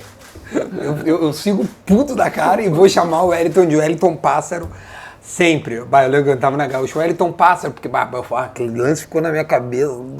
Tá, mas beleza. Aí tu veio pro Grêmio. O Wellington tem uma história legal do Wellington. O Wellington, nós fomos jogar a final da Copa da Sul-Americana, né? E ele vinha alternando titular. Ele e o Bruno Guimarães. O Lúcio jogava e vinha alternando os dois. E aí na antevéspera do jogo da volta da final, né, eu chamei ele. E aí estamos no vestiário assim, né? Aí eu falei, Wellington, vem cá. E aí ele vem entrando na salinha, eu abraço ele.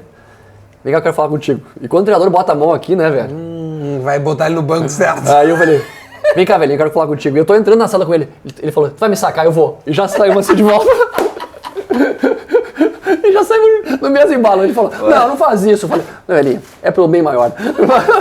Aí jogou o Bruno Guimarães e o Lúcio, cara. Não, ele levantou a taça, isso que importa, tio. Isso em 2018, né? Mas em 2019 ele virou titular absoluto do time. E até acho que capitão, se eu não me engano. Foi. Nos jogos internacionais era o Lúcio, cara. Ah, claro. Né? Porque aí tinha uma representatividade também, né? O Lúcio tem um gigante. Mas os jogos aí da Copa Brasil, os jogos nacionais, eu botava o Wellington, né? que ele tinha... era capitão. E aí chegamos no Grêmio. Aí chegamos no Grêmio, a experiência de um profissional no teu estado, no Rio Grande do Sul. E eu quero entender como é que foi a chegada no Grêmio. Também uma coisa difícil, né, cara?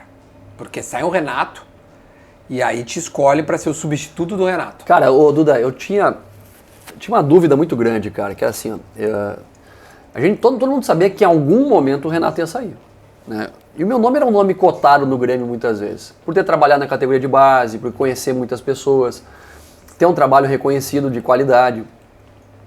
E eu comentava e a gente comentava, putz, cara, mas assumir depois do Renato é uma bronca. Depois do Renato é uma bronca. Mas aí chega o convite do Grêmio, cara. E aí fica pensando, e agora? Vou dizer não pro Grêmio? Né? Vou dizer, é um momento que eu tava aí já 7 meses sem trabalhar, já tinha negado quase 8 propostas, 7 ou 8 propostas, e o Grêmio era um clube que me agradava e eu tinha no imaginário poder treinar um dia, sabe? E aí assumo o Grêmio. O que acontece é tudo a expectativa que se cria, né? Qual que era o momento do Grêmio quando o Renato sai? Eliminação de uma Sul-Americana de uma forma, assim, traumática e uma remontada de algo que ficou uma baderna. E antes disso, como é que tinha sido o final do ano anterior? Vice-campeão da Copa do Brasil. E como é que foram essas finais? Tomamos uma roda do Palmeiras. Então, aquele último semestre já não era bom. Sim. Né? Era difícil. Então, assim, as pessoas esquecem, parece que antes estava tudo bem. Né? O Renato saiu por quê? O Renato tinha acabado de renovar o contrato dele. Por que o Renato saiu, foi demitido? Porque o resultado já não era nem resultado e nem time estava bem. O resultado e time. No momento que eu chego ao Grêmio, cara, eu chego no dia seguinte eu viajo para Erechim. Não tive tempo para treinar. A gente foi montando o time, conversando com os jogadores, apresentando vídeo, aquela coisa toda. Mas a perspectiva, né, que se vendeu pro torcedor era qual? Você lembra, não? Que a direção vendeu pro torcedor. Era, vamos ser campeões brasileiros. A partir de agora o Grêmio vai fortalecer e vai dar oportunidade para os jovens jogar e nós vamos brigar pelo brasileiro. Até uma das situações que se conversava muito comigo era, professor, tenta não poupar jogador. Porque era uma rotina que o Renato tinha muito isso, né? De poupar jogadores para as competições de mata-mata, principalmente. Então se vendeu externamente e o Grêmio precisava brigar para ser campeão brasileiro. E era um processo de transformação, velho. São 5 anos com um treinador, com um tipo de trabalho, com um grupo de jogadores que também tinha um grupo, não era só o Renato que estava encerrando o ciclo dele, também tinha um grupo de jogadores que também estavam encerrando o seu ciclo no Grêmio, sabe? Que precisava passar por uma transformação, uma reformulação de elenco. E é um momento, cara, que o Grêmio está com um elenco também muito complicado de gerenciar. Tinham jogadores ali que a torcida não podia ver no campo, cara. Né? Para colocar um jogador numa briga. Alisson. Paulo Vitor. Tá, não podia colocar no campo. Né? O Vitor Ferraz não podia colocar no campo. Paulo Miranda não podia colocar no campo. Cortez, né? Não podia colocar no campo, que era uma briga. Lucas Silva não podia colocar no campo, que era uma briga. Everton, Luiz Fernando, tinha um monte de... O Alisson, que a gente falou, eu cheguei, o Alisson machucou ainda, que é um jogador que joga com tudo que é treinador, né? E as pessoas não sabem por quê, porque taticamente ele é muito bom. Então, uma série de jogadores... Tem alguns jogadores aqui entre nós que eles já não entregavam nem para ser contratado pro Grêmio. Tu entende? Eu sei que tu não é a tua culpa, mas já que tá ali, tu fala assim, bom, gente, eu acho que não precisamos usar. Sendo bem franco, tipo assim, o Everton, ele não precisava ter vindo pro Grêmio. Já que ele tá aqui, tu não é obrigado a usar. Né? Não, mas aí vamos pensar pelo lado do gestor. Né? Meu papel é gerenciar o elenco. Não, perfeito. Não é gerenciar 11, né? Então eu tenho que criar oportunidades para que todo mundo se sinta importante dentro do grupo. Não é questão de botar para jogar, porque o Everton, o Vitor Ferraz, que é um baita cara, um baita profissional. Sei. Eu não estou falando da pessoa, não sei, mas Deus. É importante sempre ressaltar isso. São caras que têm uma relação com os demais jogadores muito próxima, muito íntima, sabe? De amizade. E o jogador vê se eu estou menosprezando um, se eu dando mais moral para outro, por uma razão ou outra, sabe? Então, gerenciar esses caras, o Pinares, que comigo estava sempre machucado, né? Não conseguia botar para jogar. O Thurin, que iniciou ali jogando, depois machucou também. Os jogadores que iam para a seleção de base, o Matheus, o próprio goleiro, o Breno. Então nesse contexto, a gente teve 30 dias que só ganhou. Eu passei 72 dias no Grêmio. 30 dias a gente só ganhou. Né? Campeão invicto. Invicto do Campeonato Gaúcho. Depois invicto da Copa Sul-Americana, melhor campanha na primeira fase de todos os times. É verdade. Passamos para as oitavas de final da Copa do Brasil. E aí, quando a gente comemora o título gaúcho ali, velho, né, nós tínhamos um plano de contratações. Nós havíamos falado em 4 a 5 contratações internamente. Sabe? Precisava trazer um segundo volante, um meia, 2 atacantes. No minimamente 2 atacantes. E quem eram esses nomes na época? Cara, os nomes que eu tratei. E um goleiro eu pedi também. Sabe? Porque eu vejo o Breno com grande potencial. O próprio Chapecó nunca tinha jogado uma partida profissional, né, na equipe principal antes da minha chegada. Mas no momento que o Grêmio passava por transformação, precisava um goleiro com mais bagagem, com mais peso. E aí, através dos contatos, a gente conseguiu... Tentou o Fábio, não tentou? Não, tentamos o Marcelo Groy. Marcelo Groy? De volta. O Marcelo estava disposto a regressar, queria voltar. Marcelo Oliveira falou com o Marcelo Groy, sabe? E era questão de fazer um acerto financeiro, conseguir trazer o Marcelo de volta. Né? Mas sim, entendeu que naquele momento a direção entendeu que não era para trazer um goleiro. Né? Mas tu reveza os goleiros também, né? Tá, aí depois a gente fala disso. Vamos falar dos goleiros, porque o goleiro é um tema interessante de falar depois. Aí, volantes. Quem tu queria contratar? O Hernani. Eu pedi o Hernani. Que era teu lá do Atlético. Não foi meu. Tá, mas ele era do Atlético. O Hernani é um jogador que estava no Parma. O Parma tinha caído e o contrato dele dizia que se ele caísse, ele poderia sair do clube. De graça. Depois até o Grêmio, depois na minha saída até foi atrás dele. Muito bom jogador. Eu fiz uma videoconferência com o Giuliano. Para o Corinthians. Né, que era o cara que eu queria trazer para ser um dos meias. Tá. Né? E os atacantes nós tínhamos aí dúvida. Né? Nós queríamos, já tinha chegado o Douglas Costa fora de forma ainda, né? Mas queríamos trazer mais um jogador de lado e mais um 9. Né? Esse não tinha clareza de quem poderia ser. Sabe? Não tinha um nome concreto assim, de quem poderia ser esse cara. Mas o que acontece? O início muito bom... Tu tinha o Rafinha que tinha chego. Fez com que a gente aguardasse a janela, que ia vir lá em julho. Julho? Acho que era julho, né? Geralmente é julho, Ou um pouquinho mais pra frente, pelo calendário. Isso aí. Abriu em julho agora, né? Dia 18, então acho que sempre é julho. Então nós íamos esperar a janela pra contratação. Só que nesse meio tempo, a gente foi campeão gaúcho. Aí a gente teve o problema ali de... Que todo mundo acha que é desculpa, mas a gente iniciou o brasileiro desfalcado de alguns jogadores que vinham jogando importantes. E perdemos pontos, cara. Eu fiz 7 rodadas do brasileiro, Duda. 7 rodadas do brasileiro. Foram 5 derrotas e 2 empates.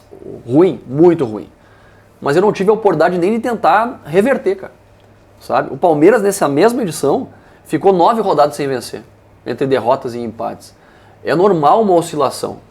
Mas aí não é uma oscilação, aí é uma regularidade para baixo. Não, tudo bem. Mas é uma oscilação se tu pensar a longo prazo. Sim. Né? Lógico que eu não posso cravar, ia dar certo, mas eu imagino pelo trabalho que a gente vinha desenvolvendo internamente, da maneira que vinha conduzindo, a gente ia conseguir fazer com que a equipe evoluísse para chegar num nível de terminar lá o brasileiro no meio da tabela. Sim. Ia dar certo, nós tínhamos essa convicção. Só que ao mesmo tempo, a pressão pelo resultado, né, a cada jogo que não se vencia era tem que ganhar de qualquer jeito. Que a tal da expectativa... Tem que ganhar de qualquer jeito. E se você pegar, fizer uma retrospectiva... Veja como é que a gente perdeu o jogo pro Ceará na estreia, que eu não estava lá, estava com Covid. Veja como é que é o terceiro gol que a gente sofre. O jogo com o Fortaleza em casa, que a gente erra um pênalti no último final, dos 40 e poucos, estava 0-0 o jogo, o Diego Souza bate e o goleiro deles pega um pênalti. Ganhando do Santos aqui 2-1, o Marinho acha um chute lá no meio da rua, sabe? Então algumas coisas que a gente vinha fazendo algumas partidas boas nesse contexto, que poderia ter somado mais pontos e que nos dava a perspectiva que a médio prazo e com a chegada dos reforços a gente poderia, né, melhorar o time e não ser campeão brasileiro, mas poderia deixar o Grêmio numa condição de não cair, cara. Sabe? Só que, pô, em 72 dias, como eu te falei, 30 a gente só ganhou, 12 eu fiquei no hotel, sobraram 30. Aí os caras falaram, o Thiago destruiu. O Covid, tu quer dizer? Eu fiquei na comissão técnica. A gente joga 2 jogos aqui, um da Copa do Brasil e um daquela Recopa que a gente ganhou, aquela Recopa Gaúcha, com o nosso analista de desempenho, Pedro Sotero, que tá no Flamengo agora com o Dorival, de treinador, porque não tinha comissão técnica, velho. Passamos 10 dias sem comissão técnica, os caras, todo mundo dentro do hotel. Eu entrevistei o Romildo depois, nesse ano, quando ganhou o Gauchão. E, pô, o Romildo não vinha falando muito e tal, ele tá bem abatido, né, por causa do rebaixamento e tal do ano passado. E aí é difícil, ninguém bota um só. Essa é a justiça a teu favor. Tipo assim, ninguém diz assim, foi. Não. São inúmeros. O processo, o desgaste, Mas uma coisa, todos comentaristas, o início muito ruim, sim, tu não busca mais. Não, se caiu, não tem como. Fica mais fácil justificar por isso, porque foram pontos importantes ali que acabaram ficando para trás. Que depois também perdeu mais para frente. Só que não perdeu com a mesma regularidade, sabe? E ganhou jogos bizarros também. Ganhou o jogo do Fluminense no Maracanã com um pênalti que só deu um gol do Flamengo lá, 1x0, gol do Borja, era o Filipão, o treinador. E aí quando tu imagina, pô, vai dar a volta agora. E aí vem e faz uma péssima partida em casa. Cara, acho que o Atlético Paranaense foi a uma coisa sem dúvida que a gente aqui no Rio Grande do Sul tem que parar um pouco é de achar que só a camisa vai ganhar, velho. Sabe? A gente tem, eu sei que isso é do torcedor, é íntimo, né? Do imortal, de não desistir, de lutar. Cara, mas não tem. Quantos treinadores passaram pela dupla Grenal no último ano? Conta aí, no Inter. Não, no Inter inúmeros. Ramírez, quando eu tava, foi demitido dentro do hotel também com Covid. Depois do Ramírez veio o Diego Aguirre. Depois do Diego Aguirre veio o Cacique Cudê. Não. O Cacique Medina. Medina. E agora o Mano. E antes tinha o Abel, né? Então, vindo do Abel, o Ramírez, 5. Tá. Não, o Grêmio é a mesma coisa. O Grêmio. Tá. Aí o Grêmio Renato, tu, o Filipão, Mancini, Roger. E Roger, 5 também. Então são 10 treinadores em 2 clubes em quanto tempo, meu? Em 1 ano e meio. Não tem milagre, velho. Sabe? Não tem milagre. Mas tu entende que a tua demissão no Grêmio foi injusta? Cara, da maneira que hoje, olhando em perspectiva, sim. Porque eu penso que pelo trabalho que era desenvolvido, porque uma coisa é você não ter o respeito dos atletas, não ter o trabalho qualificado, né? Isso pode te levar a ser demitido. Agora, internamente, nós fazíamos reuniões com o Romildo, com o Herman, com a Modeu, com o Diego Serra, que chegou depois, 30 dias depois que eu já estava no clube, sabe? Com o Marcelo Oliveira, que é um baita cara. O Marcelo é um cara top. O Marcelo tinha uma relação muito próxima com os jogadores. Eu fiz reunião com os jogadores. Cara, a relação com os atletas é uma relação muito leal, muito verdadeira. De arrancar rabo, de briga, de confusão, de discussão, mas pro bem. E ao mesmo tempo o trabalho também era muito reconhecido como de qualidade. Só que, claro, o resultado do campo não vem, tudo fica num bolo só. Todo mundo acha fantasma nesse processo aí. Né? O que eu acredito na continuidade do trabalho, a gente poderia ter revertido aquela situação. A continuidade do trabalho. Porque é muito fácil dizer, os 7 jogos que eu fiz ali no início ali, né, a gente acabou rebaixando o Grêmio. Porra, cara, tinha 31 rodadas depois. Não, sem dúvida. 31 rodadas depois, mas foi aquele 7 que rebaixaram o Grêmio. Bom, aí cada um interpreta como quiser, mas tem muito mais aí pra ser avaliado do que pegar isso. Mas tu leva esse peso pra ti, não? Tipo assim, puta, ajudei a rebaixar, ou não sei como. Não tem como. Não, ajudei a rebaixar. Ninguém trabalha pra rebaixar o time. Perdão. Eu coloquei mal a pergunta. Não é ajudar. Não, o Grêmistão falou agora. Agora foi um pouco. Não, até, cara, de verdade, assim, foi uma pergunta mais pro lado pessoal, assim.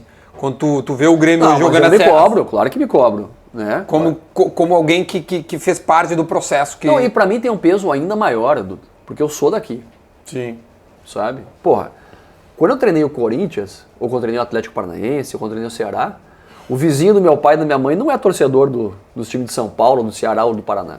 Agora, quando eu treino o Grêmio, o vizinho do meu pai é colorado, é gremista, né? Houve merda lá, aqui minha família toda se envolve. Então, vir para o Rio Grande do Sul também, isso foi uma conversa familiar que eu tive. Isso aí vai trazer um peso familiar, porque a gente acaba entrando numa rota de colisão com amigos.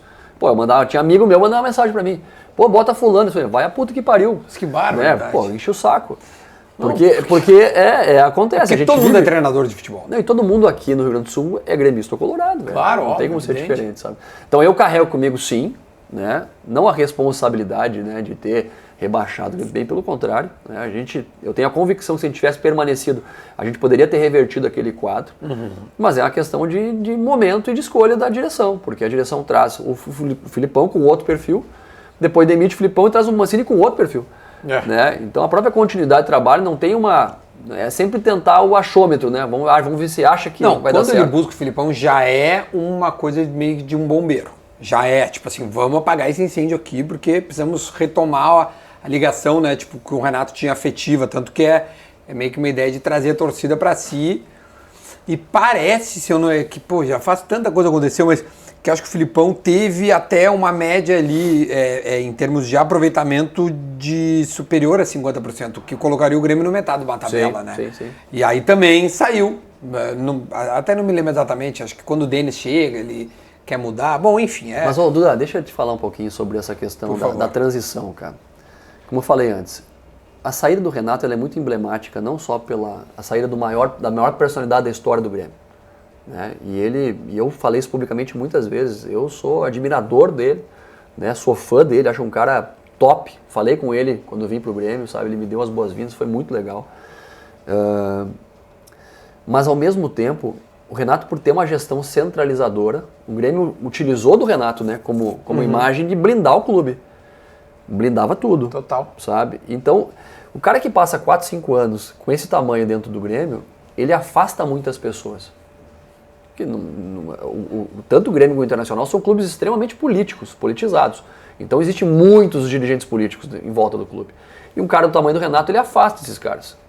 Sabe? No momento que o Renato sai, imagina 5 anos represados de pessoas que não tinham voz, que agora querem ser ouvidas, querem falar, querem demonstrar que têm opinião.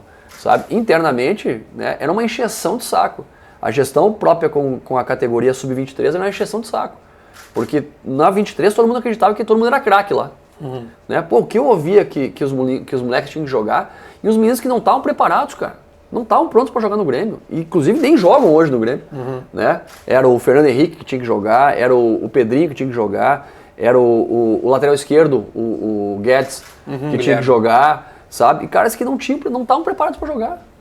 Né? E aí, politicamente isso também atrapalhava, porque vinha muita coisa de fora pro nosso ambiente. Né? O cara falava uma coisa no sala de redação, chegava lá, pois o fulano falou aquilo no sala de redação. Para ver como é que é a gestão nesse processo, que o treinador tem que estar toda hora apagando pequenos incêndios dentro do vestiário. Né? Porque é muita coisa que vem somando naquele dia a dia ali, que vem de fora para dentro, porque passou-se muito tempo, né, com uma gestão, com um perfil de treinador que blindava todo o clube, e que nesse momento faltou sim um respaldo de vamos manter o clube blindado para que nada entre aqui, cara. Né? Para que pouco se tenha de opinião externa. Porque é muito fácil, e você sabe disso, a passionalidade de quem avalia futebol é de acordo com o resultado. Perdeu é uma bosta, ganhou é muito bom. E aqui ainda mais. Então, ganhou, perdeu 2, 3, 4, não tá bem, cara, troca e o pau pega, Então tem que ter um respaldo, tem que ter alguém que chega lá e diga assim, ó, o treinador é esse aqui, vai ficar, vai se manter, o trabalho é bom, a gente está vendo aqui no dia a dia, senão a gente vai estar sempre apelando para o sobrenatural, né? Para o sobrenatural que vai resolver o nosso problema, para a história do Grêmio, para a história do Internacional. Não existe, cara, o negócio é trabalho, sabe? É trabalho, é repetição, é sistematizar algumas coisas, é blindar as pessoas, é fazer uma gestão de maneira leal com as pessoas que estão envolvidas ali. E até estou exagerando na fala aqui, mas não, fica à vontade. Eu não conheço outro estado no Brasil, talvez esteja equivocado, onde na coletiva do treinador o dirigente também dá coletiva. Todo jogo. Aqui só acontece no Rio Grande do Sul. Não, no Rio Grande do Sul, esse tal da figura política, do tal do vice de futebol, ela é muito ouvida.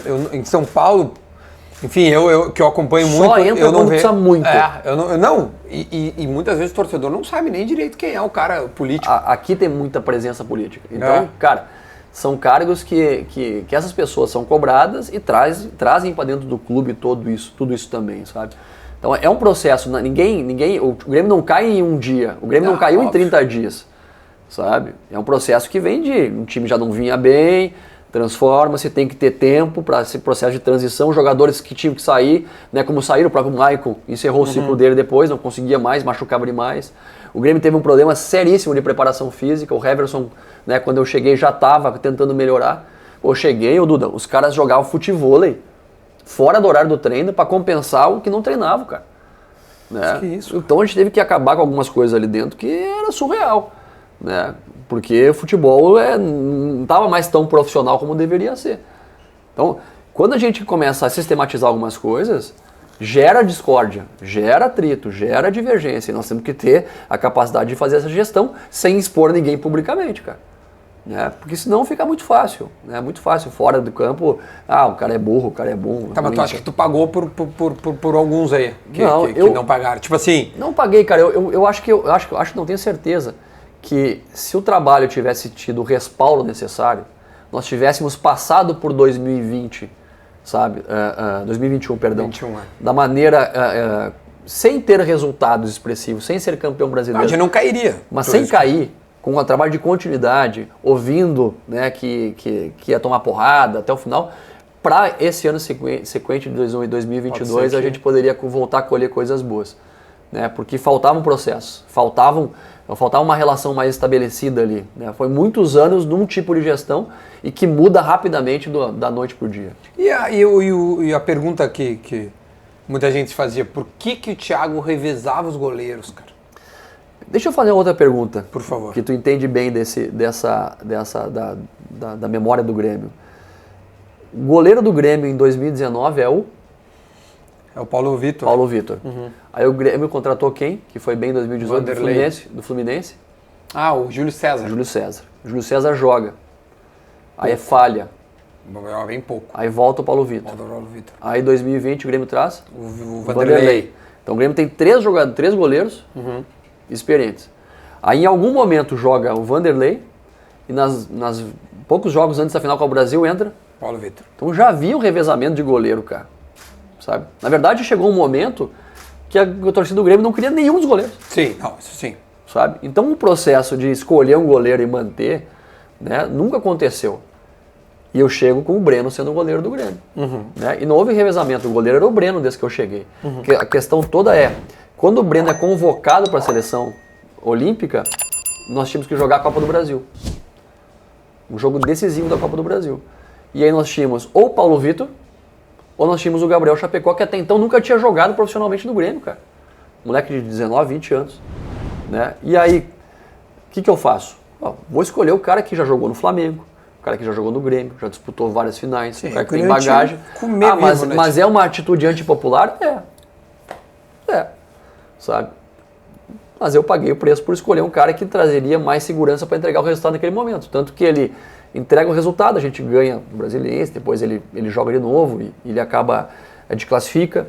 Aí tem um jogo fatídico com o Sport lá, que a bola desvia da barreira e entra, né? Que aí todo mundo falou que o Paulo Vitor falhou. Só que aí é aquele negócio, quando o cara tá cancelado publicamente, qualquer coisa que o cara fizer tá horroroso. A paciência era assim, ó. Então eu acabei, né, até em respeito ao próprio Paulo Vitor também, cara. Ele me chamou depois e falou, Thiago, eu te agradeço o que tu tá fazendo por mim, mas, cara, tu tá trazendo para ti uma situação que não precisa, né? Porque é uma resistência muito grande, né, que eu jogue no Grêmio. Então, bota os moleques aí. E aí acabei colocando o próprio Chapecó a jogar, porque o próprio Paulo também foi homem comigo, chegou para mim, cara, né, coloca o moleque aí, porque acho que não precisa a gente trazer esse desgaste para todo mundo. Mas tu falava, o negócio do goleiro é legal. É isso, tu entende que já havia uma maneira de revezamento, que tu não fez nada que o clube nunca tinha feito. O goleiro era o Breno, cara. Quando eu cheguei era o Breno. Né? O que aconteceu é que eu troquei o Breno quando o Breno foi pra seleção. Né? E aí tinha que colocar um outro. Aí tinha um Paulo Vitor ou o Chapecó para escolher naquele momento. Né? E aí eu acabei escolhendo pelo Paulo Vitor. Né? Depois, aí sim, o próprio Paulo viu que o clima estava muito pesado. Mancini fazia revezamento de revezamento mesmo. Joga um, joga outro, joga um, joga outro, joga um, joga outro. Né? Pro jogo. O que o próprio goleiro entende que é ruim, cara. Né? O cara precisa ter continuidade, o cara precisa ter certeza. E é uma posição que requer muita estabilidade emocional. Né? Teve um jogo, e é normal isso, meu. Teve um jogo que se não foi o Breno, saiu chorando do campo. Sim, contra o Santos. Sabe? Lá. Cara, e é o cara que tá sentindo o momento, tá pesado para ele o momento. né? E ele é um baita goleiro a nível Europa, sabe? Só que, porra, cara, a gente tem um pouco de experiência nesse negócio. Sim. Né? Eu falei, mais de 20 anos trabalhando com isso. Eu sei que é um jogador que está pronto e um cara que não está pronto. Eu sei que é um cara que tem bagagem para sustentar uma pressão de jogar num Grêmio brigando para não cair e que não é. Tá entendendo? Por isso que o cara botava o Thiago Santos e o Lucas Silva para jogar. Por quê? Porque são dois caras que têm muitos jogos de Série A, muitos jogos internacionais, acostumados a jogar sob pressão. Nós estávamos atrás de um jogador de meia. Né? Aí eu mandei buscar o Jonathan Robert lá no Boa Vista de Portugal, estava emprestado lá. Né? Aí botei o moleque para jogar. Depois até, infelizmente, o moleque machucou aqui o cruzado. Tá voltando agora. Por quê? Porque os jogadores que estavam no 23 não estavam prontos para jogar, cara. Foi buscar um cara que estava emprestado, que já tinha uma outra bagagem, até internacional. Então esse contexto do dia a dia que a gente acabou sofrendo muito. E o Grêmio comunicava muito mal naquele momento, comunicava externamente muito mal. Por exemplo, eu solicitei que o lateral esquerdo, o Guedes, e o Fernando Henrique fossem jogar no time sub-23 pelo Brasileiro de Aspirantes. Por quê? Porque eles não vinham jogando com a gente, fossem jogar para ganhar ritmo. Jogador jovem tem que jogar. Cara, saiu em tudo que é lugar no dia seguinte que eu tinha rebaixado os jogadores por a categoria sub-23. Então a comunicação também não era boa, sabe? Era um momento ali que estava todo mundo, cara, quem é da bola sabe, né? Quando o externo está influenciando demais, né? O empresário já começa a colocar coisa na cabeça do moleque, o moleque tem que jogar, já fica fazendo beicinho para cima, para baixo. Então é muita coisinha que tem que estar administrando. Faltou blindar mais externamente. Aqui no Sul, cara, aqui no Rio Grande do Sul, se você não tiver pessoas que blindem o vestiário, que fechem a porta e deem as costas para a crítica, você não tem sossego para trabalhar, não consegue ter resultado. E tu voltaria pro Grêmio de uma forma muito tranquila e com, inclusive, sendo algo importante na tua carreira, assim? Cara, eu gostaria. Eu trabalhei no Grêmio em 2013, lá atrás, na base. Fui campeão do Grêmio na base. Não teve que tu saiu chutando balde, não sei o quê, alguma coisa. Desculpa, posso ser que eu esteja fazendo alguma injustiça. Mas como é que foi a tua saída dessa... Do Grêmio? É. Não, o Grêmio foi muito tranquilo. Eu recebi naquela época, eu estava no Sub-15, tinha sido promovido para o Sub-16 e tinha um convite para ir para o Sub-20 do Juventude. E aí eu olhava o processo de formação do Grêmio, eu vinha na minha frente o Gabardo, o Jardine, o James e o Mabilha. Falei, cara, não vou trabalhar essas categorias aqui nunca. Então eu já tinha trabalhado no profissional antes, né? Que voltei, queria trabalhar mais próximo do profissional, que é até onde eu me identifico mais. Aí eu aceitei ir pro Juventude, foi assim que eu saí naquele período, mas muito tranquilo. Tá, olha aqui. Eu vou até requentar. Requenta aí. Porque tá, pô, não pode, né, tia? Eu falo demais também. Não, porra, extremamente, como eu vou dizer, esclarecedora os pontos que tu colocaste até agora. Acho que era importante, né? Falar até pra ti também, porque desde que tu saiu do Grêmio, eu não vi tu falar sobre o Grêmio. E uma vez. Então, é a primeira vez que tu tá falando sobre o Grêmio num canal onde a torcida do Grêmio de fato consome. Porque assim, uma das preocupações que eu tive foi em não piorar uma situação que já estava ruim naquele momento. E eu tenho um respeito muito grande pelo Romildo, pelo próprio Marcos Herrmann, que foram caras que foram nota 11 comigo pessoalmente, são caras do bem, são caras gremistas, muito gremistas. Né? Então o torcedor tem que saber que os caras sofreram muito com esse momento que o Grêmio estava atravessando. E como qualquer ser humano, se comete erros e acertos. Então depois passado tanto tempo, hoje o meu amigo Roger no comando do Grêmio, cara, que é uma outra bandeira do Grêmio, um cara que além de amigo eu tenho uma admiração gigantesca por ele, está fazendo um baita trabalho com o que tem em mãos. Né? Você vê os jogadores que o Grêmio tem hoje à disposição, não é um elenco top, cara. Sabe? Dá pra brigar pra ser campeão da B? Dá. Mas é uma série de situações que tem que fazer gestão ali num grupo que se desmantelou, cara, de um ano pro outro. Se desmontou. A retomada não é só técnica ou tática, é emocional. É de reconquistar o próprio torcedor do Grêmio. Né? O Grêmio demorou. Uma das situações que eu tenho sentimento, assim, é não ter podido treinar o Corinthians com mais torcida, porque eu peguei só 60 dias ali, um pouco mais de torcida no estádio, depois iniciou a pandemia. Verdade. E trabalhar na arena, no Grêmio, com torcida também. As situações que eu mais senti falta. É verdade, velho. Né? Porque, engraçado, clubes, né, que não eram acostumados a ganhar jogos fora de casa, nesse período de pandemia começaram a ganhar. Fortaleza, Red Bull, sabe? Equipes aí que fizeram campanhas, principalmente em 2021, muito boas. Porque o time caseiro de massa, a torcida leva. Agora pega Grêmio, Corinthians, sabe? Times ali que tem massa, tem torcida, que faz o estádio, que intimida quem vem jogar contra. Paranaense, cara, Deus do céu. Faz diferença. Porra. Sabe? Tu sabe que várias vezes, não é uma, nem duas, nem três, falam que o clube mais difícil de jogar é o Atlético Paranaense na sua casa. Porque é muito próximo, cara. E a torcida, ela é agressiva. Não é agressiva só de xingar. Os caras, eles ficam com raiva de quem vem contra. Sabe? E é legal. Tá a favor dos caras, é legal. Bah, maravilhoso, deve ser. Essa remontada que a gente tem com o Grêmio lá do 2-0, cara, esse é um dos jogos mais extraordinários da história do Atlético. Repleto de emoção, sabe? E a gente utilizou muita coisa daqui, né? Porque era o Grenal, era a final dos gaúchos, se tu lembra. Ah, isso aí. Copa dos Gaúchos. Copa dos Gaúchos. Obrigado, RBS. A Copa dos Gaúchos Legal, nos ajudou. criou. Obrigado. Nos Obrigado, ajudou bastante. RBS, ajudou bastante. Sabe? E a gente acabou inflamando muito Óbvio. assim. Imagina a Copa Não só o time, mas o ambiente, cara. Sabe? Da Copa dos Gaúchos lá, isso aí se vendeu pra Curitiba, para o Paraná tá lá. Certo vocês, velho. É exatamente e gerou um isso. ambiente muito legal. Olha aqui, ó, Rafa, coloca aí um corte em que o Thiago Nunes disse que o Santa... Puta, hoje qualquer um fala. Até lá no sala de redação tem o Santaninha falando. Então, eu fico pensando, com todo respeito, hoje eu ouço o Santaninha falando com amigo de vocês aí. Tá? Pô, hoje o cara que é músico vai lá falar, mas o time não sei o quê. Uma puta bobagem, velho. Para de encher o saco, sabe? Não. O Rafa falou, hein, então quer dizer que tu escutava o sala de redação com o Paulo Santana e é um absurdo ter um cara que imita o Paulo Santana. Cara, vocês acabaram com o meu imaginário, com a minha infância, com a minha adolescência, vocês acabaram, cara. Ó, eu dei essa entrevista pro Potter, desculpa. Não, tia, tamo junto, velho, Desculpa, fica tranquilo. Desculpa. A imitação do Paulo Santana é perfeita, mas me deixava triste, cara. Sabe? Porra, porque faz parte da minha eu sou um cara muito ligado ao rádio. Sim. Né? Fui criado assim, me apaixonei pelo futebol pelo rádio. Meu pai ouvia rádio. Ah, como todo gaúcho da nossa cidade, né, tia? Porra, escuta muito. Aí cresci ouvindo rádio. E o sala de redação era aquilo que eu ouvia, né? Então aí eu ouvia o Ricardo Osterman, o Lauro Quadros, o Paulo Santana, Kenny Braga, o Vianney, Cacau, depois. Vianney, né? o Ibsen Pinheiro, sabe? Tá Marcília, esses caras. Pô, achava top, né, cara? Até cantava com eles lá, Haiti, Haiti, Haiti. Tava dando na cozinha, era mesmo. Não merchan pra Haiti.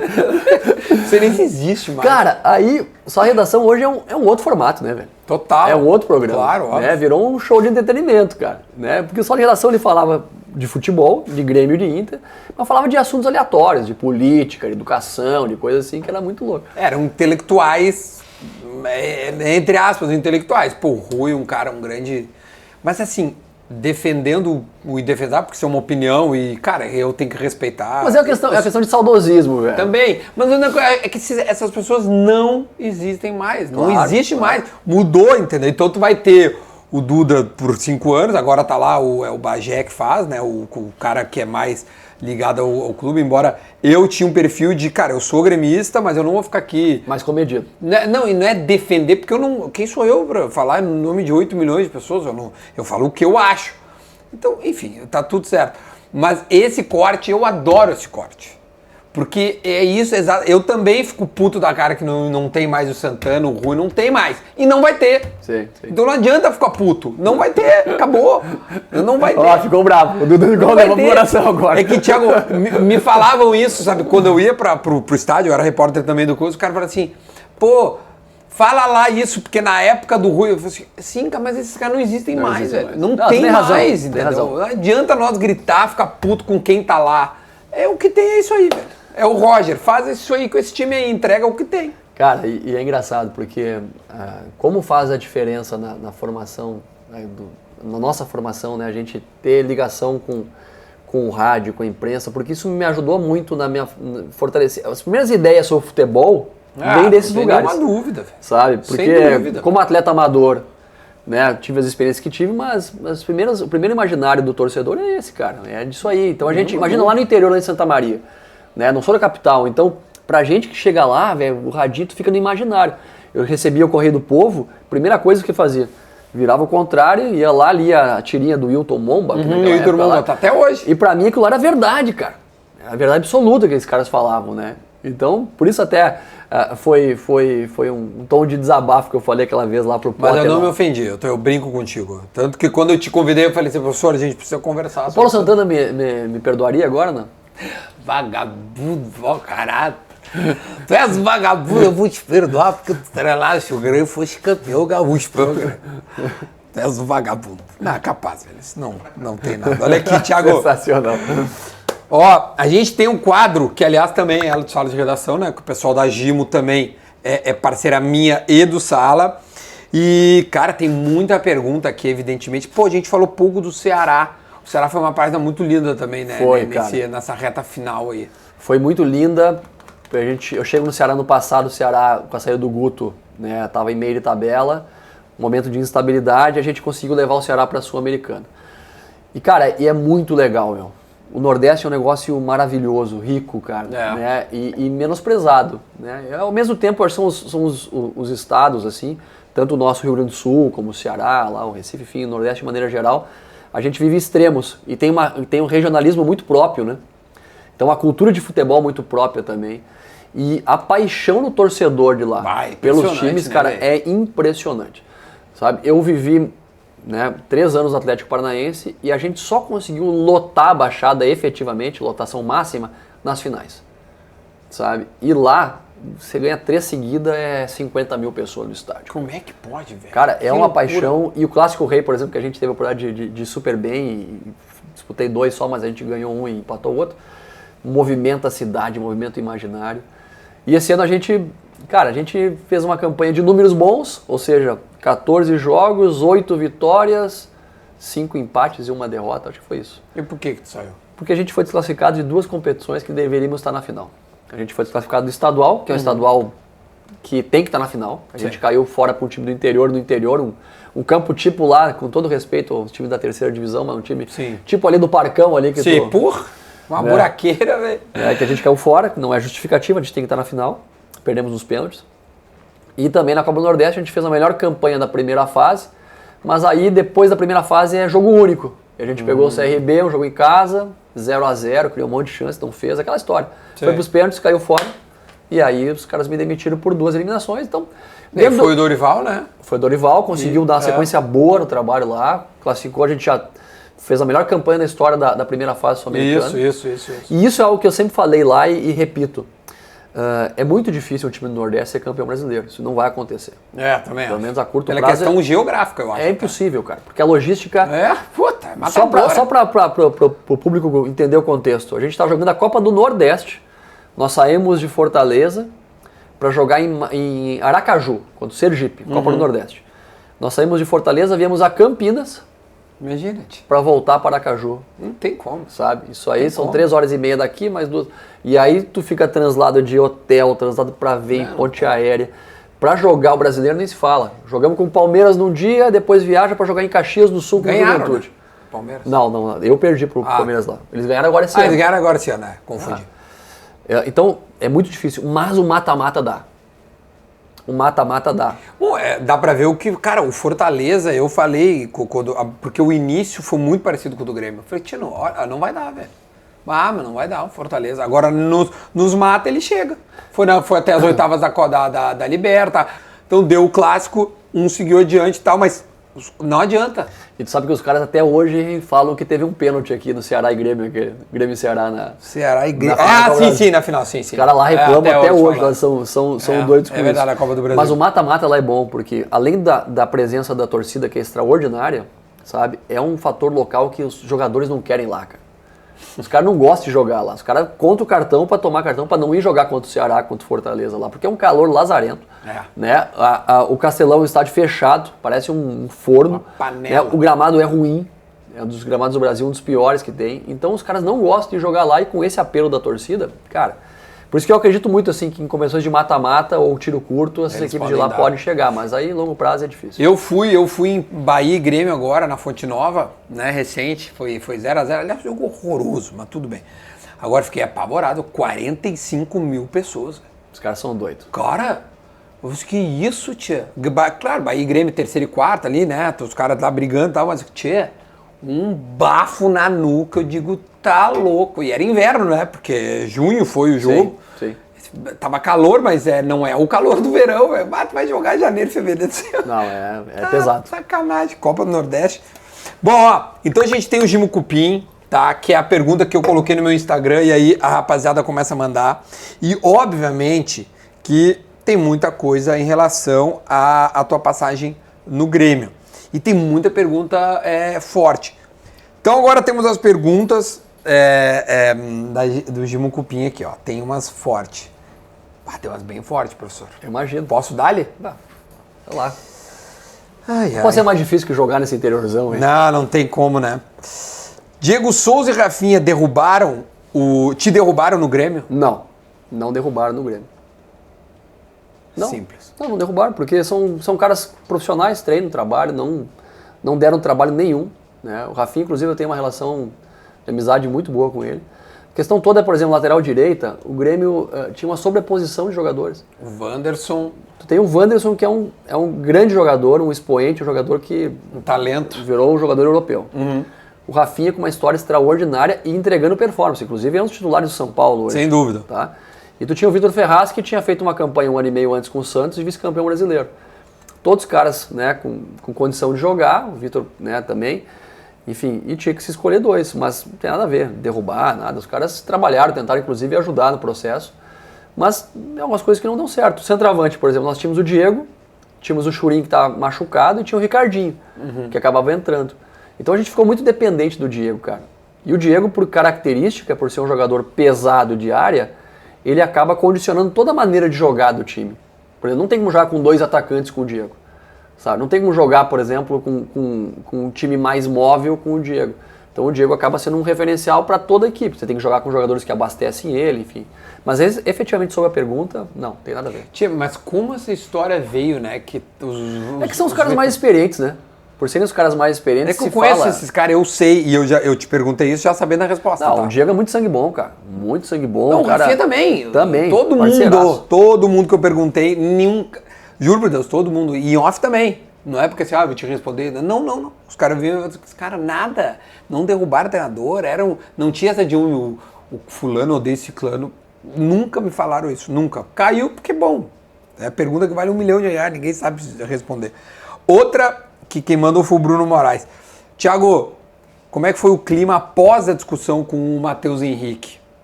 Essa é uma perguntinha que... É uma pergunta boa, cara, sabe? A intimidade com o atleta, ela é formada através do tempo de convivência. E a gente vai conhecendo os jogadores através do dia a dia, as reações que eles têm de acordo com o nosso discurso, com o que a gente fala. O Matheus foi no jogo contra o Santos. Naquele momento ele errou num lance no ataque e depois errou no lance na defesa, que acabou ocasionando o gol de empate do Santos. E eu fiquei puto com ele, mandei ele para aquele lugar, né? E eu fui mal, porque eu não precisava ter feito aquilo também. E a reação instintiva dele naquele momento também foi responder, na mesma batida. E ali eu tinha dois caminhos, Duda. 2 caminhos. Ou eu provava que quem mandava era eu e tirava ele de campo, sabe? E passava uma mensagem externa, né, defendendo a minha vaidade, meu ego, dizendo, quem manda nessa porra aqui sou eu, tira o Matheus e depois a gente acerta o que vai acontecer. Ou engulo a minha vaidade, sabe? E penso no grupo, penso no time nesse momento, sabe? Penso no time e resolvo no vestiário no intervalo. E foi o que aconteceu, eu deixei ele, cara. E aí, por circunstância, inclusive, ele faz o gol logo na sequência, faz o 2-1, a gente tava ganhando o jogo quando entrou no intervalo. No intervalo, né, eu tinha 2 caminhos. Ou eu dou uma porrada nele, tá? E arregaço ele na porrada, como eu já fiz em outros tempos, quando era no interiorzão aí, né? Que os caras, amigos meus no interior me ligavam, assim, tu deixou esse baixinho te xingar isso mesmo? Comigo tu era um leão, agora com esse baixinho? Não, eu falei, calma, velho, o tempo é outro, né? A batida é outra, né? Ou a gente conversa e se acerta. Porque assim, o gestor, ele tem que estar preparado para fazer gestão em momentos de crise, cara. Momento bom é uma maravilha. Então entrar no vestiário, os caras estavam todos esperando qual que seria a minha reação. Se eu ia mandar ele para aquele lugar, se eu ia pegar ele pelo pescoço, ou se eu ia fazer um alinhamento em prol do Grêmio. O que tu fez? Eu fiz isso. Rafinha, eu falei para ele, Matheus, eu fui mal, tu foi mal. A gente vai conversar sobre isso amanhã. O mais importante agora é o Grêmio. Tá? E a gente tem que voltar e jogar bem e ganhar o jogo. A reação de todos os jogadores, sabe qual foi? Aplaudir. Aplaudir e abraçar. O Matheus, a mim, todo mundo. Então o sentimento de unidade era muito bom. Claro que externamente eu pago um preço por isso. Porque a imagem externa que passa é, o Thiago pipocou, cara, porra, velho, quem me conhece sabe que não tem esse negócio. No dia seguinte a gente conversou, meu, o Matheus foi multado. Como eu falei, não se comunica sobre isso. Ninguém externou isso publicamente, né? Que ele foi multado, que teve um desdobramento em função disso aí, né? Porque também a gente não quer expor ninguém, cara. Mas, lógico, a gente acaba também pagando um preço por defender o processo de gestão do clube. O que eu tenho sentido durante essa entrevista é que tu ainda está num processo de amadurecimento na tua profissão. Tem muitas coisas que tu tem feito aí que podem daqui a um tempo tu colher. Mas, cara, eu tenho 42 anos, sabe? Eu penso que como treinador de futebol eu tenho lenha para queimar ainda. Sabe? 42 eu acho que eu tenho mais aí uns, se a minha esposa permitir e me aguentar ainda nessa andança, mais uns 15 a 20 anos de profissão. Eu ia te dizer uns 25. Mas tem muita coisa para viver. Então, assim, ó, só que a gente acaba sendo muito definitivo. Esse é bom, esse é ruim. Esse não vai dar certo, esse vai dar certo. E é muito circunstancial, cara. Tu tem que estar num lugar onde as tuas ideias elas sejam complementares àquele lugar, naquele momento. Né? Tem um monte de engenheiro de obra pronta que depois que passou fala, devia ter feito isso ou aquilo. Para mim é aprendizado, amadurecimento, velho. Outra pergunta que veio aqui, tu acha que tu em algum momento perdeu o grupo do Grêmio? Não. Eu tenho para mim uma imagem muito emblemática que no jogo contra o Atlético Goianiense, que a gente perdeu em casa, que eu fui demitido, e aí também tem um parêntese, né? Porque se a gente não tá com aquela pressão de ganhar um jogo a qualquer custo, o empate era um pontinho a mais, né? Mas eu sabia que se eu não ganhasse o jogo eu ia ser demitido. Então tu também começa a mudar o time, jogar para cima do adversário de qualquer jeito, né? E já não tá pensando em somar um pontinho, tá pensando em ter continuidade no trabalho. E a gente se expôs com o Atlético Goianiense de qualquer jeito naquele jogo, acabamos tomando gol no final, 1-0, perdemos a partida e eu perdi o emprego. E aí, uma das situações mais emblemáticas que eu tenho é que na volta, no final do jogo, no encerramento na roda, eu agradeci aos atletas, né, pelo trabalho que a gente tinha feito junto naquele pouco tempo, e fui para a sala da comissão técnica. E aí, na sala da comissão técnica, foram todos os atletas, um por um. Inclusive, eu tenho uma imagem fantástica do Kahneman, né, emocionado também, chateado, incomodado com aquilo, porque sabia que estava saindo ali não um treinador, mas uma comissão técnica que estava trabalhando pro Grêmio. Não estava trabalhando para mim, cara. Eu não vou pro clube para trabalhar pro Thiago Nunes. O Thiago Nunes vai aparecer em função do que acontecer ali, dos resultados que surgirem, mas eu trabalho para deixar um bom legado para a instituição. Eu não vou lá para priorizar os mais velhos ou os mais jovens, eu quero dar continuidade. Eu acho que o maior legado que um treinador pode deixar para um clube é aumentar o nível de exigência do trabalho e oportunizar pessoas e profissionais a terem voz, a serem ouvidas. É isso que eu faço por onde eu passo. E foi o que eu fiz com o Grêmio, sabe? Só que os resultados, as coisas aconteceram, e depois o imaginário, como se vende isso que perdeu o grupo, cara, esse é o mais fácil de falar. Mas o que o Kahneman falou, que tu estava falando do Kahneman ali? Ele entrou no vestiário... Tinha os dirigentes estavam junto, né, e eu já tinha anunciado que eu ia sair, na despedida da roda, grupo, e o Kahneman entrou, né, e falou assim, apontou para os dirigentes e falou, essa decisão é definitiva mesmo? É isso mesmo? Não tem como reverter isso? Né? E aí eu falei para ele, não tem mais gringo. E ele me abraçou, né? Aquele jeito calmo do gringo, me deu um soco, eu dei um soco nele, né? E aí né, foi emocionante naquele momento, sabe? Os caras ali, todo mundo sentido com aquele momento, porque tá todo mundo envolvido, cara. O cara sente, né? Que tá perdendo um parceiro de trabalho, perdendo alguém que poderia estar numa condição melhor. Muita gente perguntando coisas que a gente já fez, já falou, tá ligado? Por exemplo, se tu te sente culpado de rebaixamento, já respondeste. Qual é a tua responsabilidade no rebaixamento? Acho que tu já respondeu também. Por que o Douglas Costa não jogou contigo, veio essa pergunta? Ele jogou, né? Jogou. O Douglas jogou comigo, inclusive eu coloquei, o primeiro jogo que eu coloquei ele a jogar um pouquinho foi lá meio que até deu uma pressada, né? Foi lá em Recife contra o Sport. Ele jogou muito fora de forma, o Douglas. E o Douglas é um capítulo interessante, cara, sabe por quê? Independente do formato da contratação dele, das condições que foram impostas, né, de casamento, sem casamento, aquela coisa toda. O Douglas, cara, ele se notabilizou nos principais clubes do mundo jogando em que posição? Aberto pela direita. Aberto pela direita. Só que as pessoas imaginam que o Douglas vai vir aqui, vai pegar 10 e vai sair jogando em qualquer parte do campo. Então eu botei ele a jogar aberto pela direita. Só que o Douglas nunca foi um artilheiro, cara. Nunca foi um cara de fazer muitos gols, nem no Bayern, na Juventus, nunca foi um cara de fazer, foi um cara de desequilibrar. Então nossa ideia de jogo era isso, era oportunizar que ele jogasse aberto na direita, na combinação com o Wanderson, com o Rafinha, e acabou ali, né, demorando um pouco a se condicionar, mas ele acabou jogando depois na reta final comigo. Ele jogou mesmo, depois, bom, mas o Douglas... Que... velho, vamos lá. Tem mais coisa aqui, ó. O que tu acha que tem coisa... um cara botou uma coisa aqui. Se tu acha que até agora tu só deu certo no Atlético? Não. Tu mais ou menos disse que esse negócio, né? O Roger veio aqui e me disse isso. Eu perguntei, Roger, por quê? Porque muita gente diz do Roger, né? Roger, por que tu não virou? Ele disse, olha... E é uma pergunta difícil para quem tem uma boa relação com o Roger, que nem eu, perguntar. E não era nem por aqui, era porque de fato as pessoas perguntam isso pra ele, né? A pergunta que devem te fazer é assim, por que tu só deu certo no Atlético? Deve ser essa a pergunta que te fazem, Com né? certeza fazem, mas é tudo uma questão de o que é dar certo, né? É subjetivo. Dar certo é ser campeão. Se dar certo é ser campeão, bom, aí foi no Atlético. Né? E no Grêmio, então, no Grêmio eu dei certo. Fui gaúcho, campeão, né? sabe? Porque é muitas vezes você entender o contexto que você está e o quanto você consegue fazer com aquilo que você tem nas mãos. Com o Corinthians, eu fiz o que podia ser feito naquele momento. Sabe? Com o Ceará, a gente fez o que podia ser feito naquele momento. Né? Deixou bons nomes, bons legados lá.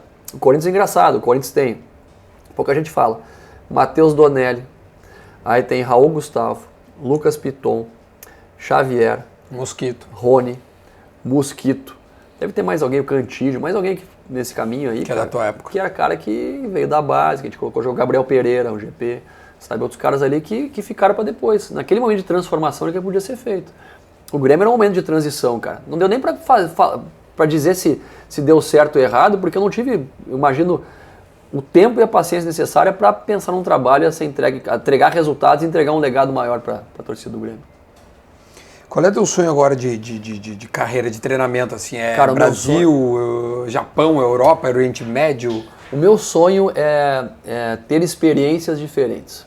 Porque tu estava na Europa agora há pouco tempo fazendo... Passei 30 dias na Europa, né? Passei entre Portugal e Espanha. Eu quero trabalhar na Europa, né? Esse é um desejo que eu tenho. E quando as pessoas falam Europa, pensam que é no Real Madrid, que é no Chelsea. Não, cara, tem clubes de divisões diferentes, né? Eu quero vivenciar essa experiência de trabalhar na Europa. Ao mesmo tempo, eu penso que o treinador brasileiro pode dar um passo diferente antes de tentar ir à Europa. O mercado sul-americano é algo que me agrada, sabe? Disputar uma competição internacional por um time sul-americano não brasileiro. Né? Por exemplo, um time lá, imagina disputar uma Libertadores, uma Sul-Americana pelo Peñarol. Sabe? Pô, é história, né? Viva. Ou Nacional da Colômbia, sabe? Ou, claro, eu tô falando de times tradicionais, Olímpia, né? Cerro, Então, vários clubes, assim, que sabe que poderia fazer esse time do Equador, do Peru, enfim.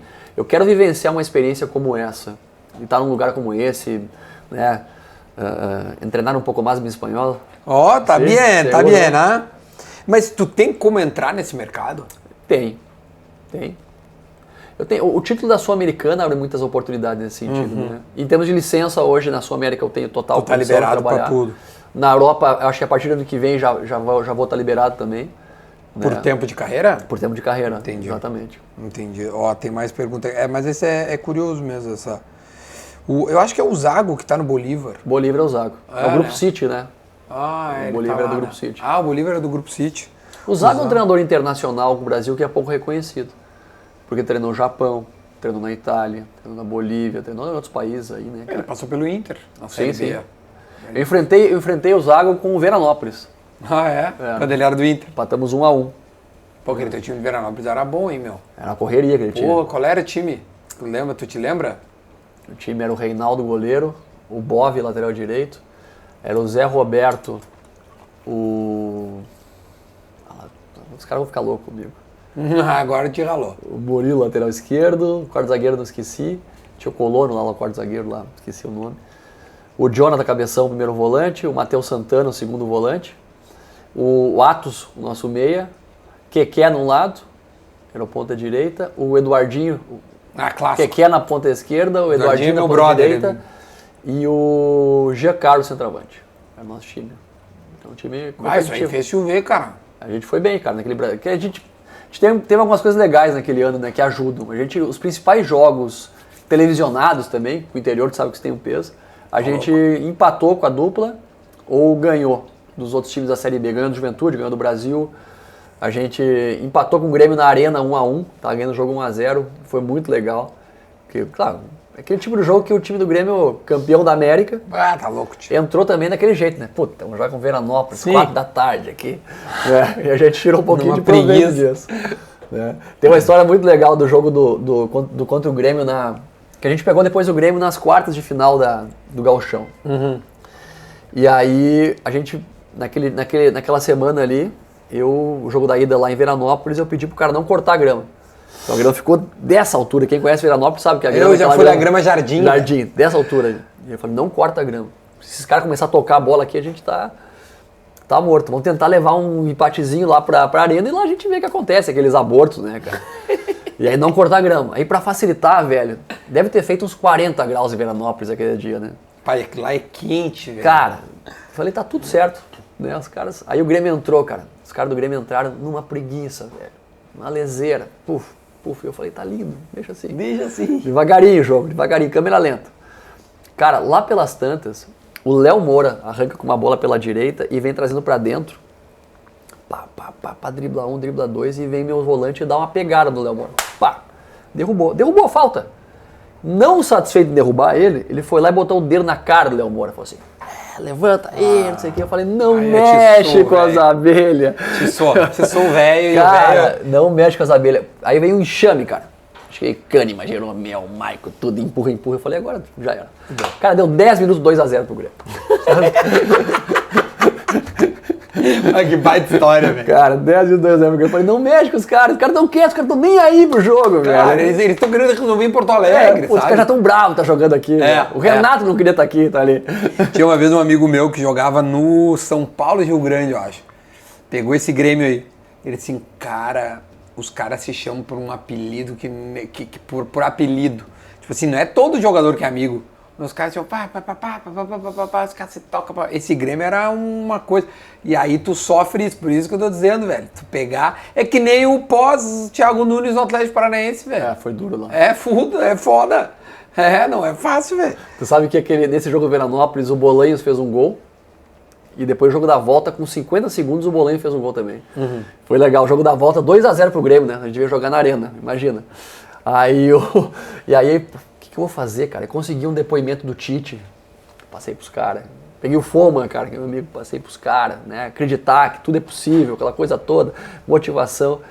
Aí a bola sai no centro, roda pra trás, meu zagueiro vai atrasar pro goleiro, atrasou curta, o Bolanhos entra, dribla o goleiro e faz.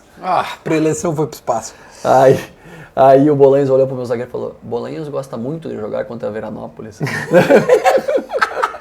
Já fez os 2 gols, velho. Que sacanagem, velho. Olha aqui, ó. Deixa eu pegar mais uma aqui antes da gente... Pô, tá bom esse papo, tia. Tu acha que tu esclareceu alguma coisa que tu gostaria de... Assim, ficou alguma coisa que tu acha... Eu falo com o coração, velho. Eu não sou um cara assim, quem me conhece... Não tô dizendo que tu precisava. Não, mas assim, de repente tu, porra, velho, acho que tem umas coisas que saíram aí que é injusto, que eu acho que eu precisava dizer, velho. Eu sou da tribo, né, velho? Eu sou daqui. Sabe? Eu acho que tem muita gente que generaliza as coisas e rotula as pessoas de maneira desnecessária. Tá? Uma coisa é ser rotulado pelo torcedor, né? Pelos caras das redes sociais, isso aí faz parte. Agora, a imprensa especializada, eu acho que os caras poderiam ter um pouco mais de cuidado como abordam, né, a gestão e como abordam a carreira das pessoas que eles estão avaliando. Porque tem muito mais do que só o profissional, ele tem uma família, tem pessoas por trás. Né, tem uma trajetória anterior a chegar, que nem eu tenho 17 anos de interior antes de chegar ali. Então não sou um João que chegou ali do nada, entendeu? Caiu do paraquedas. Cara, passei por muita coisa, muitas experiências boas e ruins para poder estar vivendo esse tipo de situação. Eu também não fico cobrando ninguém, não sou um cara marqueteiro de ficar fazendo média, sabe? Eu sou um cara trabalhador, velho. Sou um cara que, eu brinco com os atletas com que trabalho, que eu não tenho dom de ser treinador. Não tenho dom. Quem tem um dom é o Luxemburgo, é o Abel, esse cara, o Filipão, esse cara tem dom, esse cara é deles. Eu é trabalho, eu é esforço, é dedicação, sabe? Eu tenho que suar, eu tenho que olhar, se o Luxemburgo olha para um jogo 15 minutos, eu tenho que olhar meia hora, talvez para entender o que o cara entende. Eu tenho que trabalhar muito mais, tenho que estar muito mais preparado para poder ver as mesmas coisas e conseguir conquistar. E quando a gente ganhei com o Atlético, ganhei com o Grêmio, foi vice-campeão paulista nos pênaltis com o Corinthians, que é um esse Palmeiras chato, sabe?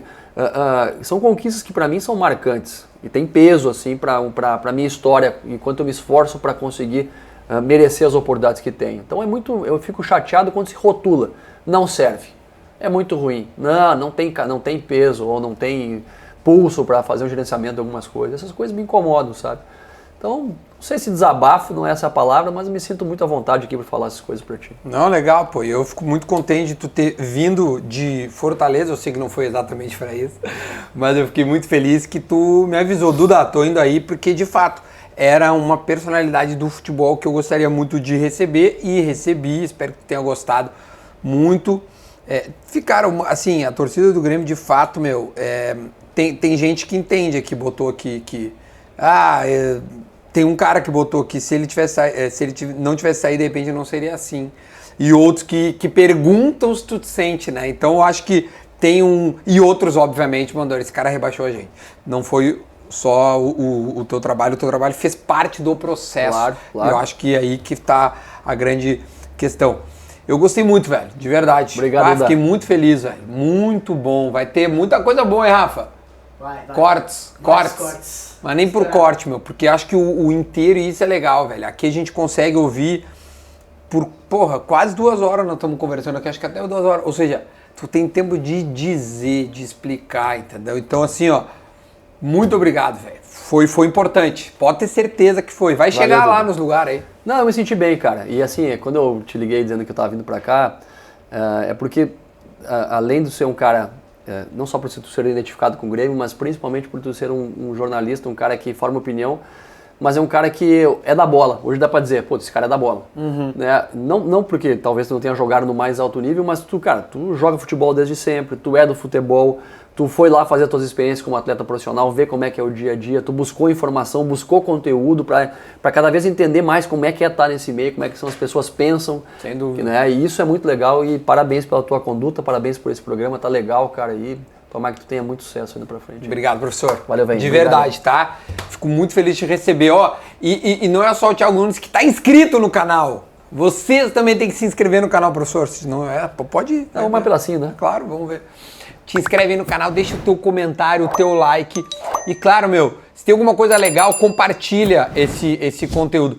Tem um canal de cortes, né, Rafa? De todos os conteúdos aqui, tem um canal Cortes Duda Garbi. Cortes Duda Garbi. Tá lá, tem tudo aqui. Aí o cara que não tem tempo pra ver 1h30, 2 horas, pode ver 10 minutos. Então a gente reduziu lá. Então te inscreve lá também no canal de cortes e a gente volta no próximo assado. Tchau.